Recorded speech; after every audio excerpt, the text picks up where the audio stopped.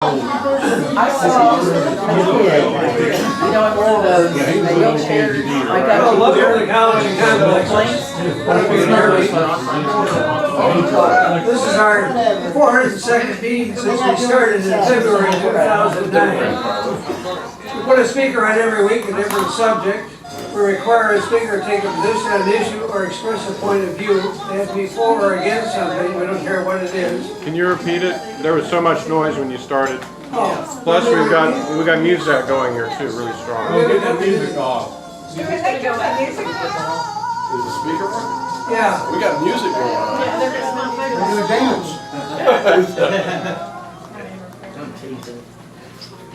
Get her to the music now, let's start again. Okay. Yeah, it'd be good to get our break started. Okay, welcome to the College of Complexes. This is our 402nd meeting since we started in February 2009. We put a different speaker on every week, a different subject. We require a speaker to take a position on an issue or express a point of view that had to be for or against something. We don't care what it is. We give afterwards we have questions and answers of the speaker, not quiet, not speeches. Then we have remarks, rebuttals. Everybody in this audience that wants to gets 5 minutes at the podium here to respond to the speaker said for or against. Our speaker gets the last word, gets a comment, and close the meeting. Before we put on our speaker, we have time for announcements. Anybody has any announcements, now's the time to make it. Come on up here. Go vote. That's I'm right. clerking at the election. I'm going to be a little tied up. Hi, my name's Elizabeth. It's that time of year again. I do a lot of pre-tax work. I manage offices and books, and I am now networking out. I'm getting a little tired to be doing all the outdoor landscaping work, and I'm wanting to go back into office management and bookkeeping, preferably in the private sector. I don't find the corporate sector to be very stable. So I thought I would kind of get my courage up and come up and ask you guys to keep an ear out. Tom knows how to get a hold of me. If you know any sole proprietors that needs to dig their way out of their offices and needs to straighten out their books, especially pre-tax, that's what I do, and I do have verifiable references. So if you guys keep an ear open, you never know. And if you hear of anybody that needs help running their offices, please get word to me. I would appreciate it. Okay. Thank you. Anybody new here tonight? Well, I will. Anybody new here tonight? Well, he's going to be a speaker one of these days. He's writing a book right now. That's okay. Alan Spielman. Al Steelman. He's writing a book. So I told him when the book is finished, then have the speech. You know, so don't try to sell a book before it's finished. It doesn't work. Anyway, that's something. Anybody else have any? No, that's it. You're going to talk about the Philosophers Club. You want to say anything about that? Philosophers Forum? Yeah. Come on up here. When's our next meeting? I don't know. It'll be about 3 weeks. All right. Well, Dallas Philosophers Forum has been around since the late 70s, I think, long time. We meet every second and fourth Tuesday from September to May, and Paul Benson, who spoke here a few weeks ago, spoke at Philosophers Forum at our last meeting, and let's see, it's going to be the second Tuesday of this month is going to be, I think, like the 13th.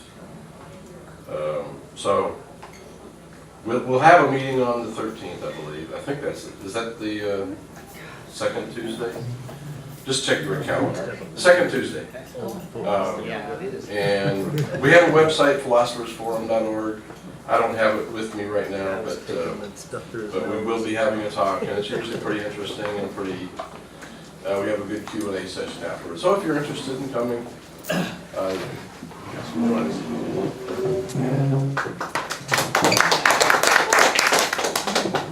Any other announcements to make? No?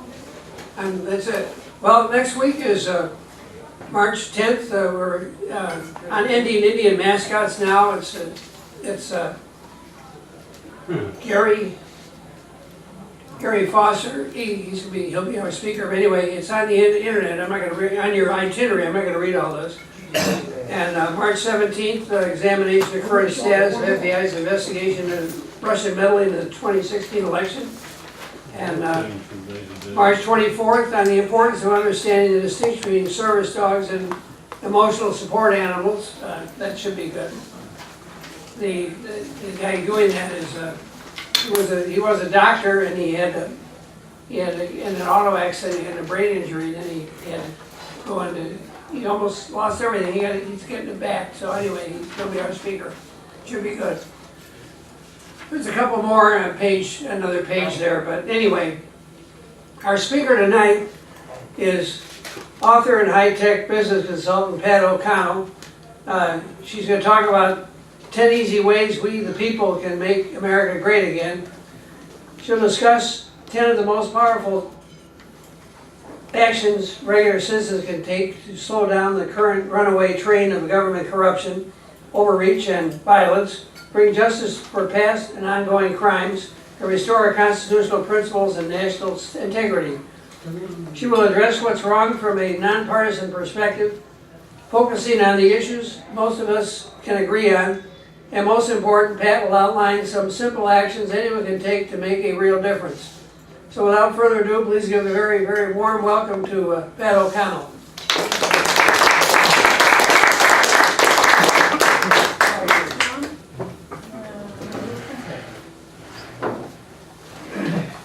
Thanks everybody for coming. Tonight, this is going to be kind of a compilation talk. We've heard about many of these things that I'm going to talk about tonight in the past, not necessarily by me, but by others. The difference tonight is that I want to talk about actions. What can we do to actually make a difference? We do a lot of talking, not enough doing. So I'll start with the runaway train. What is the problem? And many of us here believe and understand that this runaway train started with 9/11. That opened the door to a lot of constitutional and human rights violations. And we're all concerned about those, regardless of what side of the political aisle we're on. We understand that the Patriot Act, the NDAA, and other such instruments took away a lot of our freedoms, our constitutional protections, and things like that. We have seen an unending global war for profit, killing innocents, and we have 800 military bases around the world. All other major countries combined have 30. We are fighting for empire, we're fighting for greed, we're not fighting for our American freedoms. And so we also have the Wall Street bankster theft of America's wealth. People's pensions and savings and their homes were stolen, and the banks got bailed out. We have the military-industrial rape of our economy to the tune of trillions of dollars with nothing to show for it in terms of additional protections or safety and security, homeland security, but it's going into the pockets of the military-industrial complex, owners of companies. We have also the police state, in which everybody is potentially a criminal. There are so many ways that we can be locked up for things that are not really crimes. So what's happening, what we've seen happening is a constant news stream of scares. So 9/11 kicked it off, and then since then there have been this continuing series of scares that are designed to drive us toward solutions that are devised up front by those behind the scenes that are controlling our government, the power elites, let's call them. And they're using something that is referred to as problem reaction solution. Some people refer to it as the Hegelian dialectic. That's not entirely accurate. But the idea is that they start with an agenda. They want something. They want us to do something. They want us to feel something. They want us in a certain state. And so they create a problem. The problem is designed to trigger a reaction, typically fear, and that fear then drives us to a solution they predefine that will serve the agenda that they set up front. So an example would be, the agenda is, I want to get your valuables. I know you have them hidden away somewhere in your house, buried in your backyard, something, and I want to get those. So the problem is, I will start a little fire in your trash can, and it sets off the fire alarm. You panic, that's your reaction. The panics, so now you're in fear, you've panicked, and I say, okay, I'll grab the dog, you grab your valuables, I'll meet you out front. So you grab your valuables, you dig them out of the wall or wherever they were, I meet you out front with the dog, you give me the valuables, I say, okay, you go back in and get the rest of them, and I walk away with your valuables. That's the problem, reaction, solution idea. So, and that's what's being used on us. Some recent problem, reaction, solutions have been, obviously it started with 9/11. What did that drive us to? It drove us to be afraid. It drove our members of Congress to approve the Patriot Act. It drove us to accept this restriction of freedoms and this erosion of our constitutional rights, increased government control, surveillance, and everybody just goes, okay, yeah, so what, no big deal. Increased military spending, even though we were already spending more than all the top 10 countries combined. And we have this never-ending war on terror. So if you think about it, what can we do as a country, what can America do to end this war on terror? There is no end game. It can just continue forever. We're at war with everybody, 800 plus military bases all over the world. This is not for us, this is not for our freedom. Then there's the ever popular virus scares. We had Ebola pandemic, we had the Zika pandemic. Well, let me think. Ebola killed 1 person in the United States. Prescription drugs, properly prescribed, killed 100,000 people a year. That didn't make the news. Nobody's worried, and nobody's counting that off every day. Nobody's worried about that. These pandemic scares, what are they designed to do? Well, that's the problem. The reaction is fear. The solution is get vaccines. What is the agenda behind that? The vaccines make us sicker. They make us more vulnerable to viruses. They actually spread the manufactured viruses that are in the vaccines, and they don't protect us. They make us less well protected against the wild viruses that are out there. And it's not a problem. It's if you're healthy. In most places where these pandemics break out, the problem is not the virus, it's the lack of sanitary conditions, healthy food, those kinds of things. Then, as we have just seen recently, there are the mass shootings. And that's the problem. The reaction is fear. The solution they want is turn in your guns, increase gun control, increased militarization of the police, and we don't even know it, but we're voluntarily giving up our right to the freedom of assembly. We're too afraid to go to the movies or go to a bar or someplace where people have been shot in these mass shootings. So we voluntarily give up our freedoms.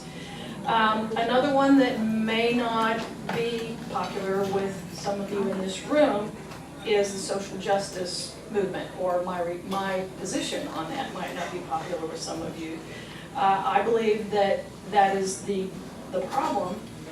The reaction is more coddling, and the solution is, or the ultimate goal is to curtail our freedom of speech. Professors in college can't even teach because every other word is offensive to somebody, so they can't speak. The students run to the, I forget what it's called, but it's, safe spaces, police or whatever. So somebody else is always taking care of their problems. We are killing individual power, our creativity, and our courage by coddling people, and it increases division. So these are just some of the types of things that are going on now that are the problems. So now I'm going to talk about solutions, which is what I came here for. Those of us in the 9/11 truth community and those beyond that who are aware of corruption in government, the deep state, the organizations, the power elite who actually are controlling our government and the world, whatever you want to refer to them, however you want to refer to them. We have been asking for a long time, once people wake up to this, what do we tell them to do? And it's been very frustrating because it's like waking somebody up into the Matrix. If you've seen the movie The Matrix, it's horrible. If you wake up to that, you realize that the aliens are keeping humans in tanks and feeding off of them. You know, you wake people up into a horrible world, and what are they going to do? Slit their wrists? They can't do anything. So we have been working very hard to find some solutions we can offer people that they can actually do to make a real difference. The first category of these solutions is to fix broken government. Obviously, we would love to have a government that works the way it was designed to work. Our constitutional principles would be honored and enforced. That's what we would like. But we cannot fix a broken system by using a broken tool, which is voting, the election system, so on and so forth. We have to fix that first. And so the first suggestion that I'm making tonight is that we restore election integrity. There are several things we can do to do that. One is to support people like Laura Presley. She has spoken to this group before. She is fighting, she has fighting the Travis County in the state of Texas for waiving Texas election law and that ensure, the laws that ensure an audit trail exists for our votes. Currently, they have been waiving the requirements to have a paper ballot, a sequentially numbered ballot, to print out the tapes that show the number of votes, and various other techniques that are designed by our state laws and our state constitution to give us an audit trail for our election so that we can go back and do a recount. She's fighting for that. She just currently filed a 532-page brief on the merits to the Texas Supreme Court, who she hopes will overturn lower court rulings and rule on the constitutionality of these waivers that have been given. The second thing we can do to restore election integrity is to promote the use of paper ballots. The 2016 elections stirred up a lot of people in terms of their concerns about election integrity. And several states have since gone to all paper ballots. There are now, I believe, 21 states that, between paper ballots at the precincts and vote by mail processes, have used paper ballots. There are now 5 states left, I believe, that have machines with no audit trail whatsoever, no paper trail. And in Texas, we have a mixture. In Ellis County, where we are, we have paper ballots, but in other counties in Texas, we have machines with no paper trail. So what we're asking and what we're suggesting on that count is look for groups that are already promoting the use of paper ballots. If there are none in your area, find out what you can do to get paper ballots or get rid of the machines. And it may be an incremental process where you get to a point where you can first at least opt for a paper ballot. Find out if your county allows you to do that, and then get that word out. Let people know that they can opt for a paper ballot. If you can't do that, that's something else. But And then maybe work toward getting rid of the machines altogether. Paper ballots, hand counted in public view, and who cares if the networks can't report it 5 seconds after the last vote is cast. I'd just as soon wait a week to find out who won and have a legitimate election. So that's one thing you can do. Another thing you can do is to get the money and influence out of government now. There are several groups that are working on that. One is called unrig.net, and I'm going to give you a handout a little bit later with some of these links. Unrig was founded by former Congresswoman Cynthia McKinney from Georgia, and I believe Robert David Steele was with the CIA. So they're on opposite sides. Steele is a Republican, Cynthia is a Democrat, but they're both working toward getting corruption out of government. Another group is called Represent.us, and they're passing anti-corruption legislation in various places. So the next step, the next category, is to leverage current law loopholes to relieve the effects of oppression and tyranny that we're under right now. Now, just a little caveat about the two things I'm going to talk about here. Both of these approaches are, I have not vetted them. Some people swear by them. The action that I'm suggesting that you guys can take is to look into these, vet them, find out if these in fact are usable, and then get the word back to the rest of us on how we can use them. So the first one is there are three actually. The first one is to promote awareness of jury nullification. There's no question on this particular subject. Jury nullification, Bob Smiley has spoken to this group before, so some of you may already know what it is. But it's basically the right of jurors to override bad laws or unjust punishments. The way I look at it, I consider jury nullification makes jurors the fourth branch of government. So, they can make bad laws, and if you're a juror, you can overturn those laws.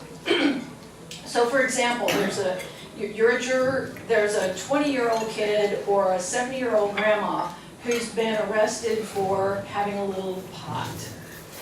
And it happens to be a third time. So there's a third strike, you can go to jail, they're looking at serious jail time. You as a juror know that that they did break a law. They legitimately broke a law. But it's a stupid law, it's a victimless crime, and the punishment is unjust. So you can determine that, and by multiple juries ruling the same way, you can systematically dismantle these bad laws. So I think this is a wonderful thing, and also jurors don't have to tell ever why they ruled the way they ruled. So it's not like there will be any repercussions. So if you are interested in spreading the word about this, we suggest that you get with Bob Smiley. He's doing actions around the state, and we'll have information about that. Learn more about jury nullification by going to www.fija.com. It's Fully Informed Jury Association.org. Yeah. And get literature from them, hand it out to people. Tell everybody you know. Some of these folks who are handing out literature at courthouses are being arrested for jury tampering. Now, there may be no cases currently being heard. There may be no jurors currently formed. But these people are being thrown in jail because they can be. So it's really important to get the word out well beyond the courthouse, long before anybody gets that jury summons. But if you do get a jury summons, that's the last point. Go. Take advantage of this. And if you hear somebody complaining that they got a jury summons, encourage them to go, because that gives them the opportunity to fight back on some of these unjust laws. and unjust prosecutions. Okay, so the next thing is, and this is one of those things I was giving you the caveat about, research and employ obscure legal loopholes. The first one is the tax honesty movement, and it's promoted by Joe Bannister, who's a former IRS agent. And he found that he was asking his bosses, okay, where in the tax code does it show who's liable for this tax? And they couldn't show it to him. They could not produce a statute. They can show what taxes are owed all day long. There are pages and pages and pages of this. But every other tax in the book, in the two books, show here's the tax, here's what is taxed, here's what has to be paid, and over here, under it's one of two categories, either liability for tax or persons liable. It will define who is liable to pay this tax. Now, it will mention taxpayers, but taxpayers are the people who are liable for paying a tax. They still have not defined who is liable. So that obviously creates a loophole. The tax honesty movement is about people who are legitimately asking the IRS, please tell me what statute defines my liability. I want to pay all the taxes that I'm supposed to pay. Please show me where that statute is. The IRS will come back and say, we don't have to show you that, this is a frivolous argument, and yet, if you look at the IRS's webpage, their list of frivolous arguments does not include this one. So, there are people who are working on that, and that, basically, that gives you an opportunity to get out of paying taxes if you want to play this particular game. It's risky, obviously, but it would be interesting to know whether or not we're voluntarily paying taxes we're not liable to pay by law. So that's one of the things I would love for somebody to pick up and learn about and bring back to this group. The second type of action are those that are using the Uniform Commercial Code, UCC. And basically the principle behind that is that there is government and then there is corporate government. Under corporate government, you're basically bound, under government you're bound by laws. Under corporate government, you're bound by contracts. And so you may, and I don't know if this is even true, it just occurred to me, you may be participating in a contract by paying your taxes. You may be agreeing, you may be agreeing to a private contract that now binds you to pay taxes because you pay those taxes. The idea is that, for example, there's a group that, let me back up. You may be agreeing to a contract that you don't know about, and that constitutes tacit agreement. So there's a group called the In Power Movement, and I'll have a link to them as well. Currently they're working on using this concept to fight smart meters. And the idea is the government puts a smart meter on your house and they send you a bill, and when you pay that bill, you are tacitly agreeing to the terms of their contract. You're agreeing to have that meter on your house, you're agreeing to pay whatever it costs, you're agreeing to pay any extra fees that it may have cost to put the meter on there. And by not opposing it, by not contesting it, by not sending them a counter offer, you are tacitly agreeing to having this meter. So what the people in this movement are doing is they are turning that around. They're sending a counter offer to, let's say, the utility or the city council, and they will, in the bill, they will say, okay, you're allowed to, I'm going to allow you to put your meter on my house, and in exchange for that, I will charge you $300,000 a month. Now, they're on the other end of this tacit agreement. If they don't respond, if they don't deny it, if they don't challenge that counteroffer, now you have the right to come back and send them a bill.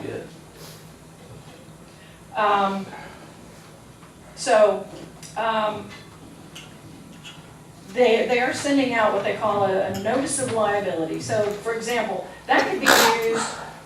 We have friends here who are protesting. They're trying to get fluoride out of our water, and so using this technique, theoretically, they could send a notice of liability to the city council and say, all right, you can put fluoride in my water. I'll charge you $300,000 a month for this bad water that I'm drinking, and the filter that I have, the special filters that I have to have in my house, and the extra medical bills for my children, or whatever.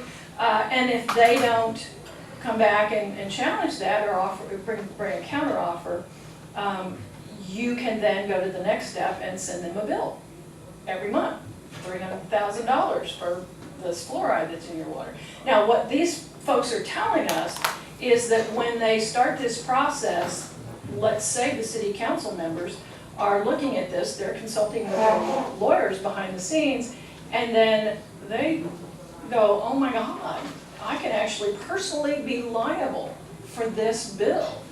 And they're resigning. Now, again, I don't know, I have not vetted this, but this is a great opportunity.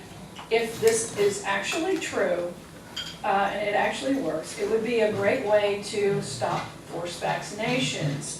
Their next approach is to go after forced vaccinations, the 5G technology, which is smart everything. Houses are wired, cars are wired, communications, and they can talk to each other. Everything. There is there's nothing that is in our control anymore. It is all controlled centrally. Chemtrails, those of us who happen to be concerned about chemtrails. These are actions that could take advantage of this approach if someone would do their due diligence and find out, is this real? Can this actually be used? And then bring it back to this group.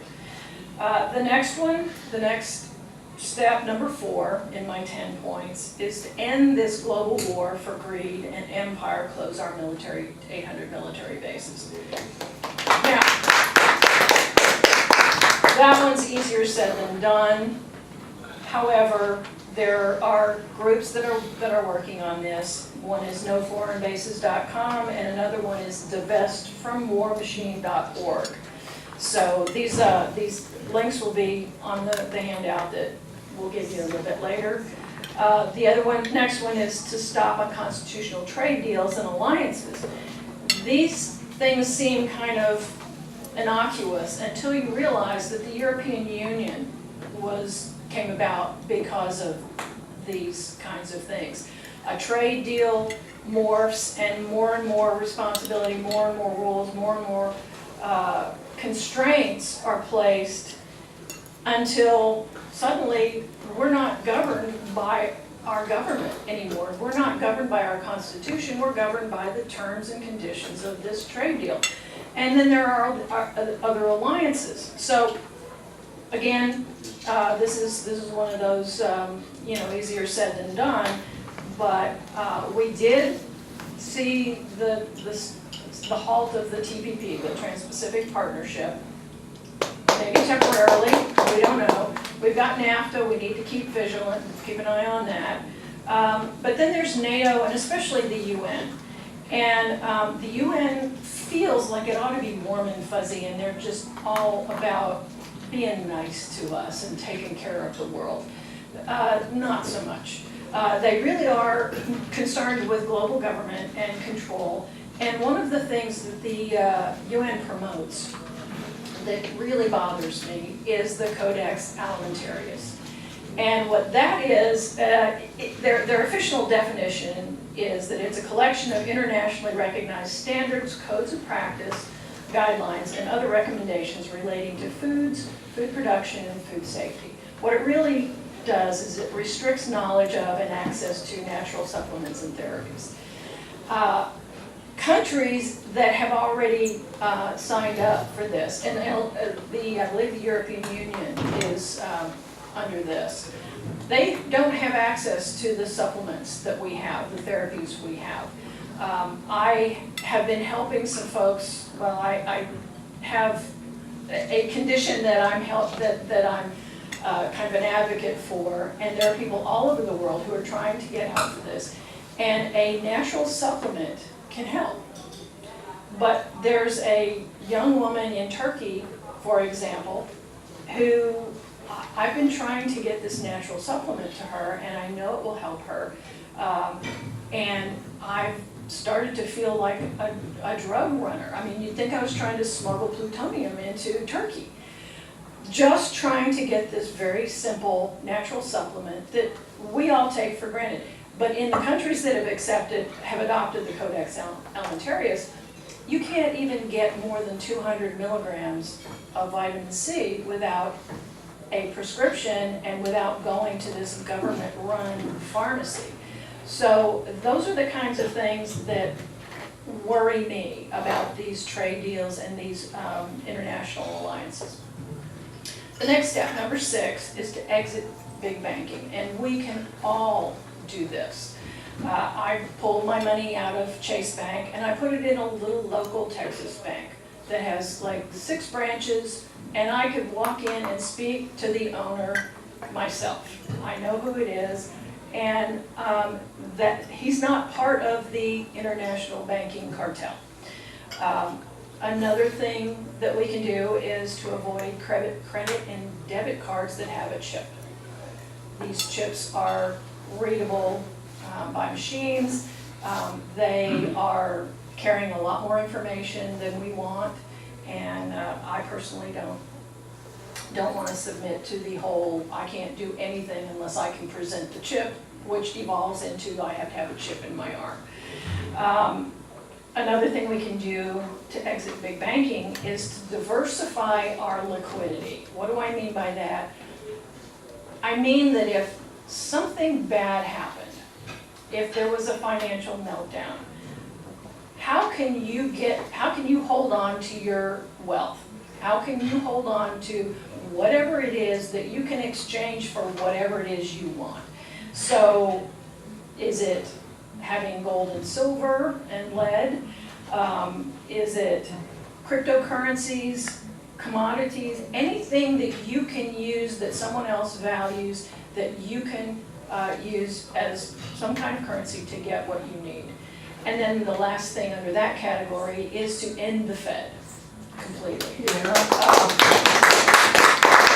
Easier said than done, but again, there are organizations, endthefed.org in particular, and then ronpaulinstitute.org also is working at least toward audit of the Fed, but we need to do something about that because the Fed is the devil. The next category is to get justice for prior and ongoing state crimes. And these are primarily around 9/11. The first one, number 7, is to support the Lawyers Committee for 9/11 Inquiry. These folks are working on several different fronts. The first one, they're working on litigation on behalf of those who have been injured or damaged by the 9/11 crimes or our government's failure to either prevent them or protect us when they happen or subsequently. Something that is really important is that the 2013 version of the NDAA extended the statute of limitations for civil suits, 9/11 related civil suits, to January 2nd of next year. So there's a clock ticking on getting these lawsuits filed and handled. So if anybody knows someone who was personally damaged, they lost a loved one, they were injured, whatever, in something related to 9/11, we need to contact the Lawyers Committee for 9/11 Inquiry. They're also currently, in fact, they're meeting this weekend, working on filing a petition for a criminal grand jury, so to hear the evidence on 9/11 crimes. The good thing about a grand jury is that it doesn't follow the same limitations that a regular criminal trial would follow. They can actually hear hearsay evidence. They can hear evidence that is all over the map. It's up to them. And what they end up doing is recommending whether or not this case can continue to a trial. But this is the first really important step. And there are other possibilities. They're looking at International Criminal Court. Of course, the United States was a signatory and then they withdrew. So if we're not willing to cooperate, then they can't really charge anybody or prosecute them. So they currently are, they actually are looking at charging the U.S. with war crimes in Afghanistan. What does that mean? I don't know. That's the International Criminal Court. Another option they can use is something called the Information Quality Act. And in it, the government says that any information we put out has to be based on sound science. It has to have a certain level of quality, objectivity, utility, and integrity. So because the evidence that they're using to make claims about 9/11 is so flimsy and so bad and has been proven wrong in so many cases, this is an option that they might use.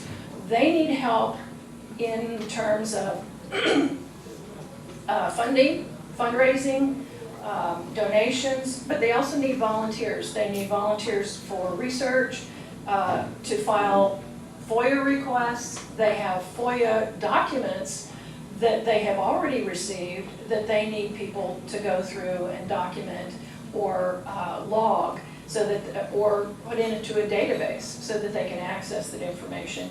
And they need people to fact check, so that they're working on that. The second thing under that category is to support architects and engineers for 9/11 Truth. They are gathering, basically they are gathering the evidence that will be needed for a new investigation, a real investigation, since we never got a credible, real, valid investigation in the first place. They just recently, they had commissioned a study at the University of Alaska to look into whether or not NIST, the National Institute of Science and Technology's explanation of what happened to Building 7 on 9/11, World Trade Center 7, was it possible that NIST's explanation is correct? Could it have happened that way? They have now finished all their investigations, their modeling.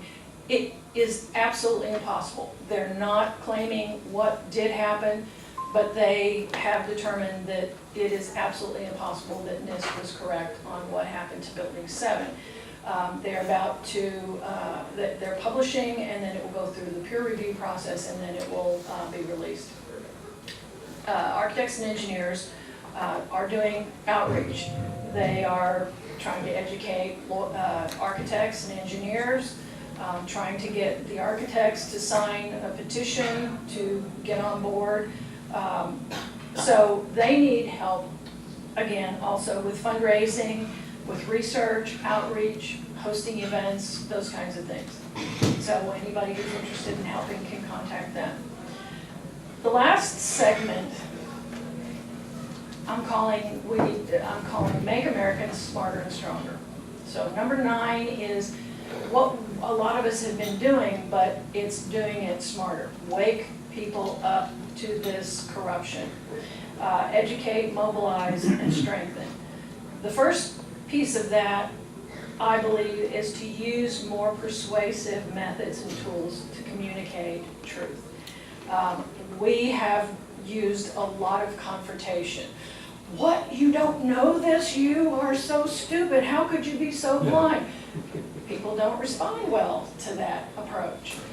And when you think about how the deep state, how the power elite control us, how do they inform us? How do they manipulate our opinions? They don't do it by confrontation. They do it by zoning us out in front of a TV or in front of a computer, putting us in the alpha state, the suggestible, mellow state, and then they start feeding us messages and sound bites that we will then turn around and regurgitate without ever thinking, why don't we turn that around? They've already got everybody zoned out. We're saying let's turn around and program them with our message, program them with the truth. So we're looking at not just educational approaches, but entertainment and things like TV and movies and games that engage people in the right kind of thought and the right kind of behavior. And I say the right kind per our way of looking at it. The second thing, again, I don't know that this will be very popular among this group, but I think we need to stop treating people like babies. We need to end the social justice protections that render people too soft to survive independent lives outside the collective nursery. We need to stop the political correctness that thwarts communication, education, and critical thought. And we need to encourage people to face the real world, toughen up, and stand up for themselves. Now, I'm not saying that we shouldn't be caring, that we shouldn't help people who need things, but I think that the next step is that we need to teach, show, and reward compassion and empathy. And we're sorely lacking in empathy. I think a lot of us block off into our own little paradigm, our world, and we see things the way we see them, and we don't step into somebody else's skin and imagine how a situation feels for them, how it feels to be them. So something that I've recently discovered that I think is a great idea, it's called the Human Library. And what it does is that a library will organize an event where they have different stations where people who might be unfamiliar to most of us, people who are in situations that might be unfamiliar to most of us, will sit there and they will answer questions or they will talk about their lives. So you might have, well, the simplest might have, there would be stations for Republicans. Here's a Republican and a, maybe even a prepper Republican, and here's a station with a liberal, maybe even a communist. There might even be a communist there. And then, there would be, might be a station with an atheist or a Muslim or a transgender person or a police officer or an ex-con or a soldier or a Russian.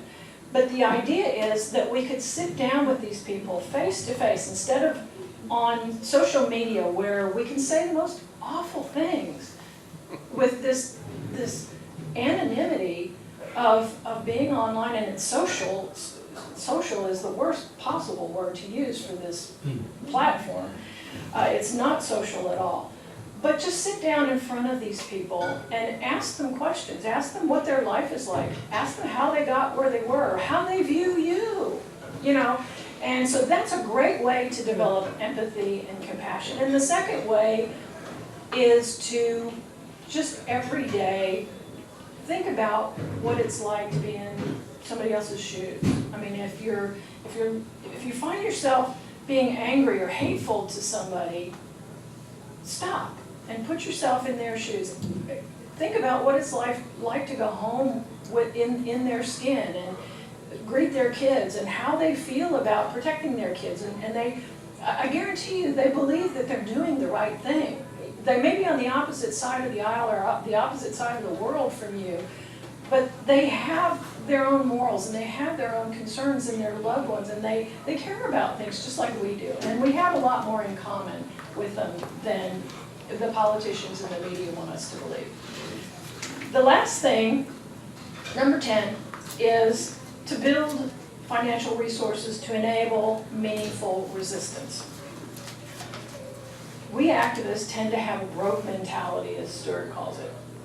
We don't want to work, we don't want to pay for things, we want everything for free, and yet we complain that big money interests are controlling everything.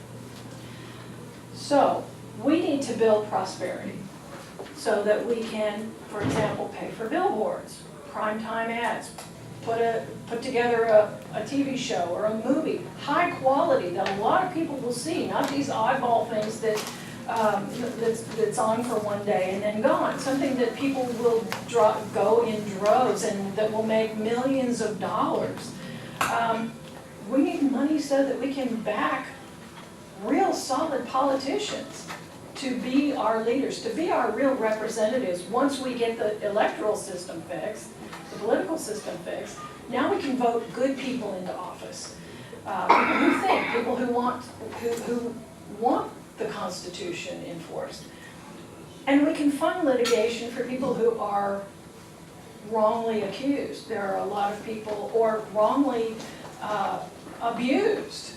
There are people who are, their families have been ruined, their lives have been ruined by something as simple as civil asset forfeiture, for example, which is something in Texas, which many of you probably already know, where, the police can stop you for any reason whatsoever, and then they can take everything. If you happen to have just sold a boat for cash and you have $5,000 in cash, they can say, oh, that smells like drugs, and take your money, and they can take your computers and your phones and your car, and they can threaten to put your kids in child protective services.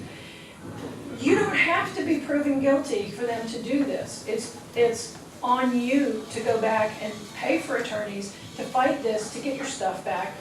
And most of the time you can't, or you can't get it all back. And now you pay, almost as much for, or more, for litigation as you are trying to get back.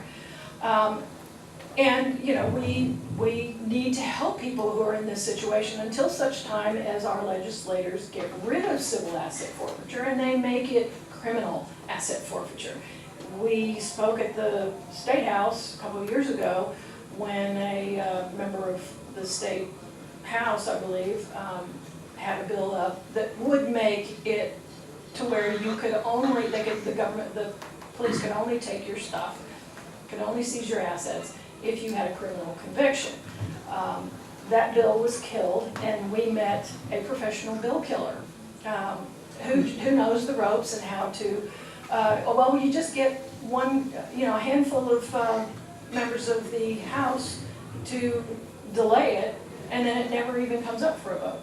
So we need money to help people who get stuck in situations that are bad, to help them with legal fees. But we also need to be able to fund people like the Lawyers Committee for 9/11 inquiry, so that they can, this is very expensive to do all of these filings. We need to be able to support them. So we need income generation methods that are way bigger than putting money in a savings account that makes a half a cent per millennium. We need big investments, like real estate, cryptocurrency. I'm not a fan of cryptocurrency because if it's ones and zeros, I believe they can come and take it just as easily as they can take it out of my bank account. But some people trade in cryptocurrencies and believe that they can really make a lot of money. Another category is residual income. For example, if I write a book, I do it once, something that you do once and it continues to pay off. So I write the book once, and every time somebody buys it, I make money. Same with a TV show or an album that a musical group makes.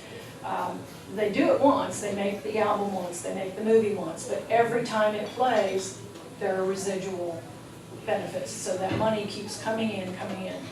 And then the third one is entrepreneurial businesses.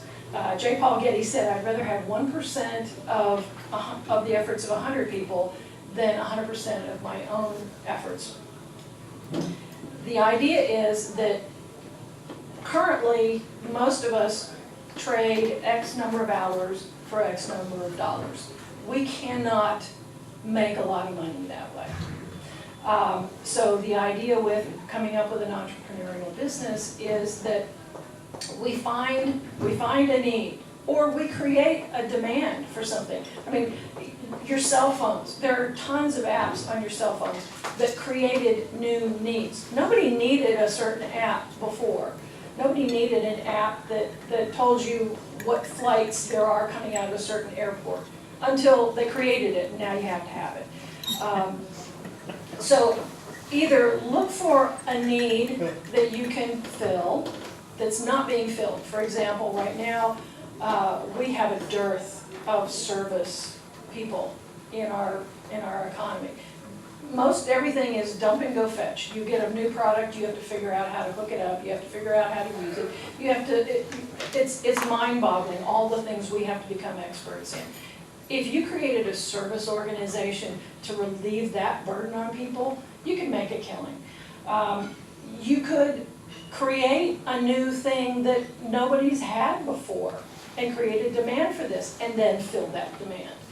There are so many opportunities, and you may not have enough money right now to start a business, but you can join up with other people and form a group. Somebody might have the money, somebody might have the creative ideas, somebody else has the sales ability to go hit the streets and pitch this to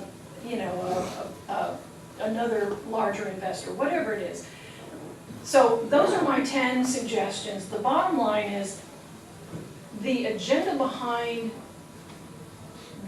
all of these scares that we're facing, the problem, reaction, solution approach, is to render us weak, broke, stupid, dependent, afraid, and divided. So anything we can do to turn it around and make us strong, prosperous, smart, self-sufficient, courageous, and united is going to improve our situation. And the last thing I want to say is, how many in this room can do at least one thing on this list?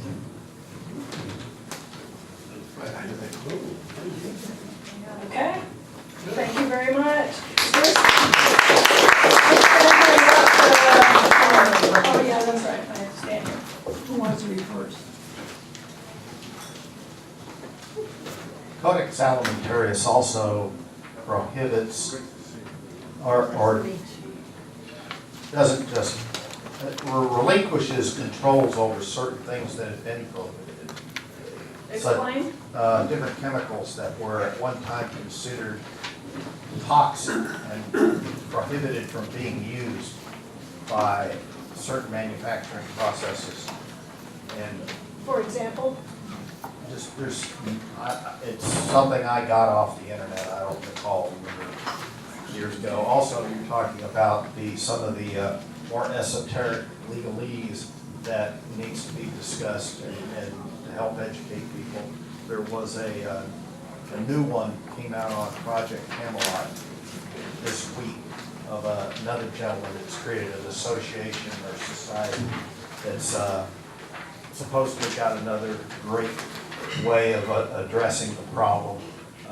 And he seems to think that a lot of people that are out there talking about these things, getting people in trouble, don't know what they're really doing.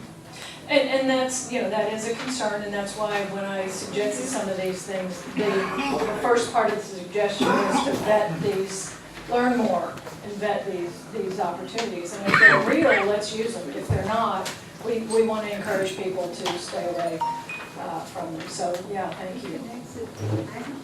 Hi, Pat. One thing I would commend you on is all of us as citizens, are touched by city, county, state, and federal. And you've got each of those here with problems that do touch all of us. One thing I would recommend is organize them in that fashion. There's an old saying, a confused buyer never buys. And it's a little bit confusing the way you've got them organized here. So if you could organize them in buckets, federal things that we would like to sign up to do, state things to sign up to do, county things, city things, would be a suggestion I would make. Okay, thank you. Now, with regard to some of the particular recommendations, in the spirit of full disclosure, I'm a former member of Congress, and I'm more able to comment on federal matters than some of these other things that I'm not as schooled on as you are, and maybe some others in the room are. When you get elected to Congress, I think everyone goes there with good intentions and idealistic. Very quickly, you start to feel like Gulliver in the land of the Lilliputians. You remember the story? Tied down, every limb on your body tied down by various institutional restraints. Big money, lobbyists. When I was there, we did not have talk radio and cable television. So people had to sit down and write me a letter, which cut down a bit on the volume of mail you would get, I think, because having to sit down and write and put a stamp on an envelope constrains you a little more than being able to tweet or hear either one of the left-wing television cable channels or one of the right-wing cable channels say, write your congressman. So the next morning, your carpet bomb with 400,000, you better vote a certain way on this or I'll see you at the next election. So one of the elites that you were referring to, that in fact I would say there are you know, we've always had the executive branch, legislative and judicial, and we've had the press.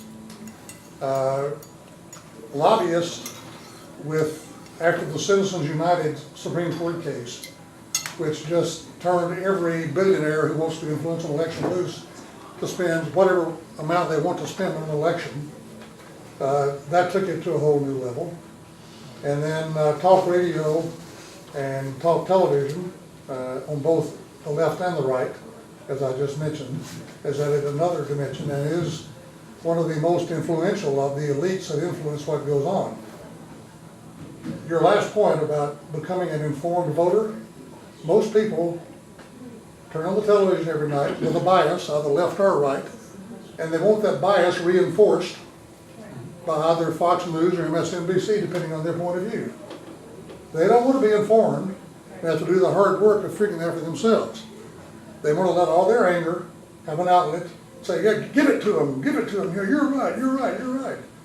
And you know, we started with Bush derangement syndrome, if you will. Actually, I remember having LBJ derangement syndrome when I was 25 years old, where I used to throw things at the TV when he would come on the air. So we had Bush derangement syndrome, then Obama derangement syndrome, and now we've got Trump derangement syndrome. And very few people sit down and think rationally and try to arrive at informed decisions about the things that touch our lives. Now, with regard to trade deals and the overseas military bases, certainly the number of 800 could come down a lot. Defense spending, if you remember. You get a chance to talk. Yeah, you'll get You get 5 minutes. Oh, I'm sorry, okay. This is my first time, so I'm Oh, we're sorry. Ask a question. Now, you know it's always dangerous to let the next politician have a microphone. Not quite Robert's Rules of Orders, but this is the Q&A period. Okay, good. So should I take questions now?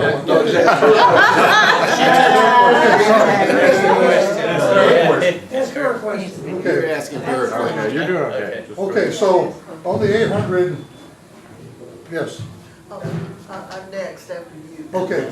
So on the 800 military bases and trade deals, now I'm supposed to ask her one. Yeah, question. Okay, so would you elaborate a bit on why you think we are far too committed to these foreign entanglements and the foreign trade deals. Well, I think that the foreign trade deals, as I said, they supersede our constitutional government in many cases, and we don't see it coming, and we don't get a chance to vote on it. The 800 military bases are part and parcel, in my opinion, of this war on terror that is manufactured, that we do not need to fight in order to be secure in our homeland. And the trillions of dollars that are being spent on it, in my opinion, are designed to go into the pockets of the military-industrial complex leaders, the business owners, and the politicians that are giving the contracts to them with no bidding. So I think that the fact that we're virtually at war with everybody on the planet suggests more that we are looking for empire, we're building empire, and that we're looking for ways just to keep that money machine going, feeding money to the military-industrial complex, rather than any need to defend our homeland. Which President Eisenhower warned us about. That's exactly right. That's true. This is great to improve everybody's life. I wonder if you're familiar with the new technology that's being advertised now. What is it, for dentistry? Oh, now I can't think of it now. Stem cell. It's stem cell therapy used for dentistry. Have you heard of this? No, I haven't, but. Yeah, it will remove, you can have fillings filled with some kind of something. It's like, they call it stem cell therapy in that area anyway. That sounds Yeah, we all good need too. to ask our dentist about it. It'd be less painful than some of the other methods of treating. Sure. Yeah. You know, on this first one, restore election integrity, like you talked about, don't you think there should be a limit on the amount of money that you can spend Yes. for a presidential election? Absolutely. What is I it, mean, Pete Sessions and this other woman, Paxton? It's already $10 million, 4.5 on her side. Don't you think? Yes, the elections are out. And the election cycle? And something that I have spoken to this group years ago about was to fire Congress. And the idea was, we just fire everybody. Everybody, good, better, and different. If they're in, they're out. But this is dependent on having a real election where our votes count. But the idea would be that we would fire everybody, good people and bad people go out. And there were, Olympia Snowe quit the Senate because she said it's too broken to fix from the inside. And she had to leave. And there are other members of Congress who have done the same thing. But my philosophy is that those who are in office, the good ones, would be happy to be fired in order to clean house. And the idea would be that the new crop, we send them what I call the ransom note. And the ransom note says, okay, you have to get money out of elections, you have to get money out of lobbying, you have to get money out of taxation. You do that, and here are some things you have to do in your first term. If you do that, you're golden. If you don't, you're out on the curb next time around. So that was my idea to get the money out, but we can't do it until we can actually vote for that our votes actually count. Right. Pat, I have completely enjoyed the presentation, and for me to only have one point of objection to something on somebody's talk is really unusual. I know. Write this date down. The one thing I wanted to bring up and ask you about, are you aware that there are some minority reports on Robert David Steele? Yes, I know, and there are some concerns there, but all of these things that I've talked about, you know, I'm asking people, I'm not going to do the work for you. I can't do it all. One person shouldn't do it all, and we want everybody motivated and mobilized and energized to go and do your own research and then come back and share with us. That's what we want. And if we're on the wrong path, we want to know that. Right. Do you think we're headed for a currency crisis? That's not my area of expertise, but I'm hearing a lot that, there is a meltdown coming. Hank? Hi. Have you thought of the negative consequences of some of these suggestions, like in particular the juror nullification, and also like this idea that we should be looking for loopholes and ways to copy the corrupt people that are kind of making things really cloudy for us. I think jury nullification, have you thought about the negative things about that? Yeah, actually, I mean, I gave the caveat about the loopholes, the law loopholes. And so I think. I mean, the jury nullification, there's some famous cases where I don't think you would agree with what happened. To me, it's a thin line between a slippery slope towards mob rule and also something that can be corrupted. I don't know. But we currently have mob rule on the other side. Yeah. So as far as I'm concerned, most jury nullification is going to be to find someone innocent of, like I said, a small crime that the punishment is unreasonable. It is, but also for murder, by your social justice orders, they're getting away with murder. There are some situations that shouldn't happen, and that's where, the conscience of the jurors has to come in. And in a lot of things, I tend to believe that the majority are going to use it for good. Yes, they can use it for the wrong things. Thank you.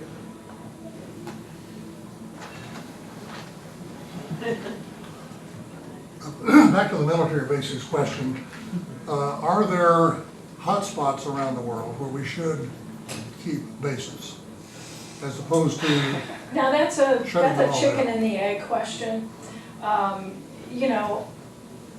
I think, for example, we've heated up Korea, we've heated up Russia, and now now they're hot spots. If we would just leave everybody alone and back away, I believe that a lot of these places would back down. Now, I don't know so much about Korea, but from what I've been reading, I think the Russians don't want a war. They don't, maybe Korea doesn't, but I don't think the Russians do. I think that a lot of their concern is that we've got all these NATO bases right on their back door, on their front door, and they kind of have to arm up, and they're, as far as I can tell, they're better armed than we are now. So we'd be fools to poke that bear. And there's a lot of, I believe, there are a lot of situations where we have created terrorists. So if we just stop, Stuart tells a story about a family that, in Afghanistan. In Iraq. In Iraq, and the man, his children have been killed, or his wife were killed, and, he started out, he was just a doctor, he was just a regular person. And the more injustice he saw, the more militant he became. And I think that's happening here in the States too. But I think we've done a lot of this stirring up of tensions overseas that if we just backed off, and then the question becomes, and there are going to be a lot of different opinions on this, but the question is, if we backed off, are we going to be that vulnerable? Are we going to see a lot of international terrorism on U.S. soil if we back off and we just protect our borders? We protect our the seas, the seaports, the seacoasts, and we protect our borders. What would happen? I believe that it would actually, everything would simmer down. Yes, there's still going to be some craziness elsewhere in the world, but I don't think we should be everybody's policeman, and I don't think we should be going in and just destroying people with drones where you can't even see who you're killing. And then training soldiers to just knee-jerk kill. And then they come home and they can't fit into regular society and they commit suicide because they're broken and they can't be fixed. Soapbox. Okay, one final question. If we close the Fed down, who would set monetary policy? The Treasury. Treasury. Treasury. The Fed is a private bank. Yeah. Thank you. Pat, I wanted to ask if you were aware any of the history of jury nullification as far as with the organization FIJA, which Bob Smiley is now involved in. It has had some rather distinguished members and people presiding over it, like Oklahoma Representative Charles Key. Were you aware of that? No, again, I can't be an expert on everything, but I rely on Bob Smiley, who is really, our superhero in that category. So that's why we encourage anybody who's interested in learning more about that to contact him or taking action. No more questions? That's it. Hank. You get to sit down. Hank? Hank?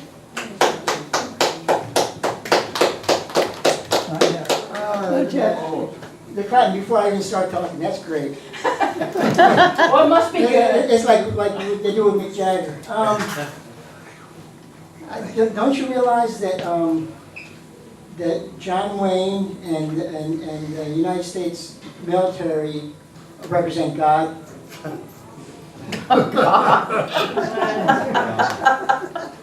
That's kind of a non sequitur. Rhetorical question. You haven't addressed control factors above the governments that we see in those people. I think maybe that could be a big area for people to start waking up about. What do you think? Well, I agree that, and the idea is that we wake up people to those forces that are controlling, that are pulling the strings, and that are, when a member of Congress goes to work and suddenly they're constrained by all of these things, or a president is constrained by all of these things. Yes, there is that influence that goes far beyond. And one of the things that we can do to disrupt that is in the Fed, all those banking issues in the Fed, get out of the big banking systems. And that's where they get their power, is from the international banking, the central banks. And I came across an article that talked about in 2000 there were, I don't know, 10 countries, and don't quote me on this, but there were like 10 countries that did not have central banks. In 2003 there were 7, and now there's 3. North Korea, Syria, And Iran. and Iran, I think. Russia has a central bank, but they Yes. control it. But the point being is that in terms of this problem reaction solution, I'm seeing a lot of agenda behind this. And the central banks are falling into place. There's been problems, there's been reactions, and the reaction is to put in a central bank, whether it's by threat or by creating problems so bad that the only thing people think that can fix it is to have the central bank. You get to sit down.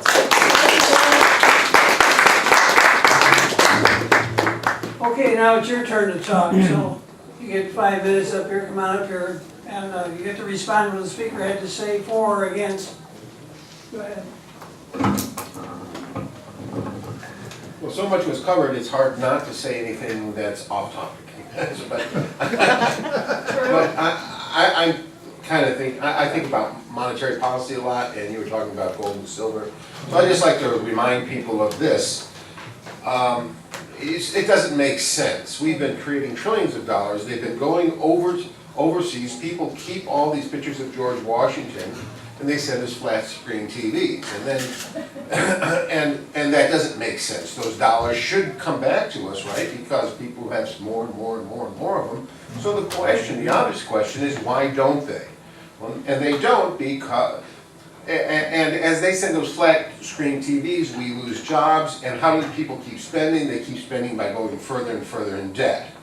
So we end up with a population that's in debt without jobs, but the rest of the world continues to accept these dollars. Again, that doesn't make sense. The reason why they do is because they're worth more outside the country than inside the country. What do they do with them? They buy oil. That's the petrodollar. And the other thing they can do with these dollars, besides just use them as the common currency, is they can buy gold. So the problem, the petrodollar is now coming to an end, it seems. So many, more and more countries are taking non-dollars for their oil, and that means the dollar is in trouble, I mean, from that regard. And we can't, in all these countries we bombed, like Libya and Iraq and Iran, those were, Iran a long time ago, 1954, but they started to take non-dollars for oil. So the petrodollars seem to be coming to an end, and the other one is gold. So why is everybody buying gold? The Russians are buying tremendous amounts of gold. The Chinese are buying tremendous amounts of gold. The Indians are buying tremendous amounts of gold. And they're buying a lot more than they're producing in the world, so all the gold in the West is going to the East. So they continue to, so as long as they can take these dollars and buy oil with it, and they don't need them anymore for that, and they can buy gold, but they can still buy gold. But in order for us to continue to, for them to continue to buy, to keep the dollars, gold can't get too expensive, so our country manipulates the price of gold, and the Chinese are happy to have us do it because they don't want to spend, they want to get rid of all these dollars before the jig's up. So you were saying ways to protect yourself, and I would say that buying gold and silver might be the way to do it, because at some point the dollar, I think, will collapse. It may not, internally it may not collapse, but the Chinese may say, well, we're just not interested anymore in more of them. So that flat screen TV, instead of costing $300, would cost $3,000. So, you know, just in terms of, that's my take on how to get out of harm's way, is to own some gold and silver.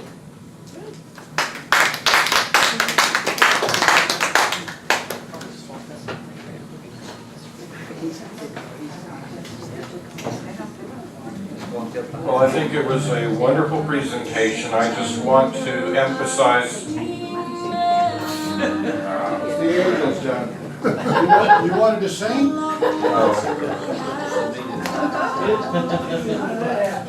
Somebody turned it up, evidently.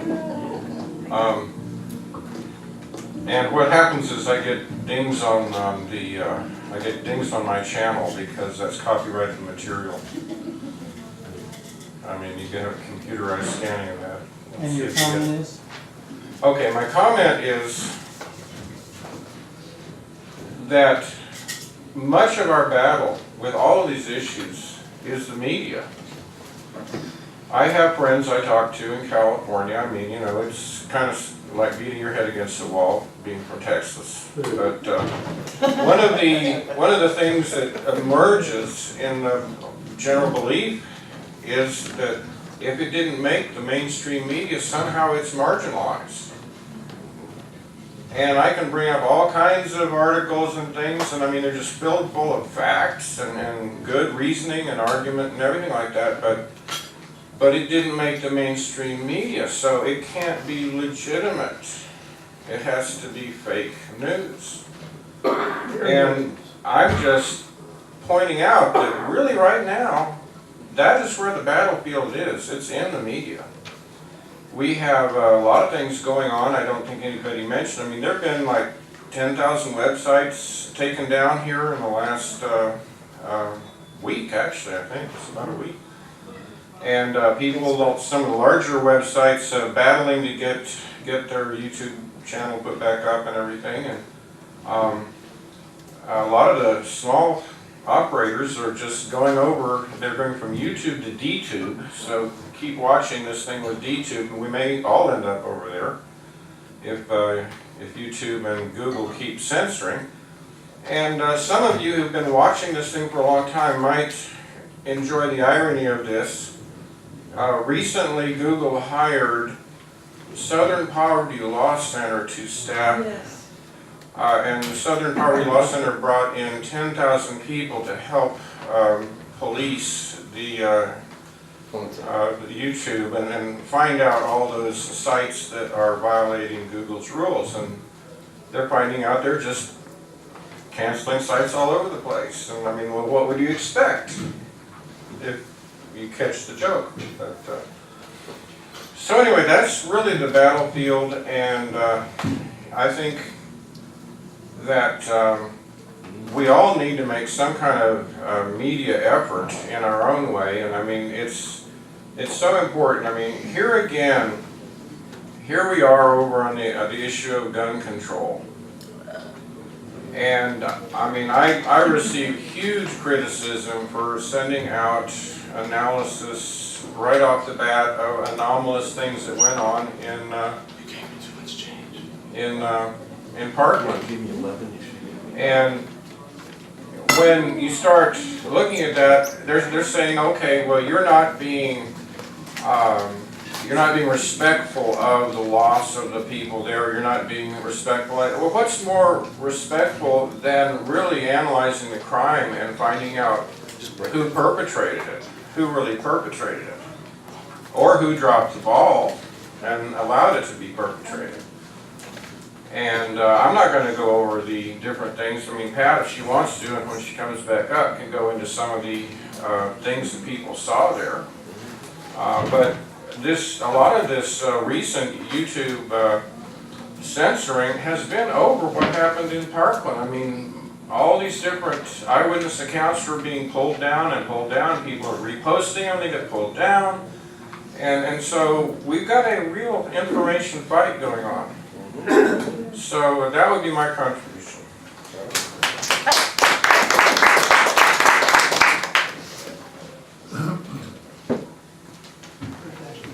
Well, one issue that wasn't addressed today that I think goes along with it is, I was watching a video of Ashton Kutcher, I think his name is, the movie actor. I never appreciated him because he seems so egotistical in everything he did, except for one movie where he was the role.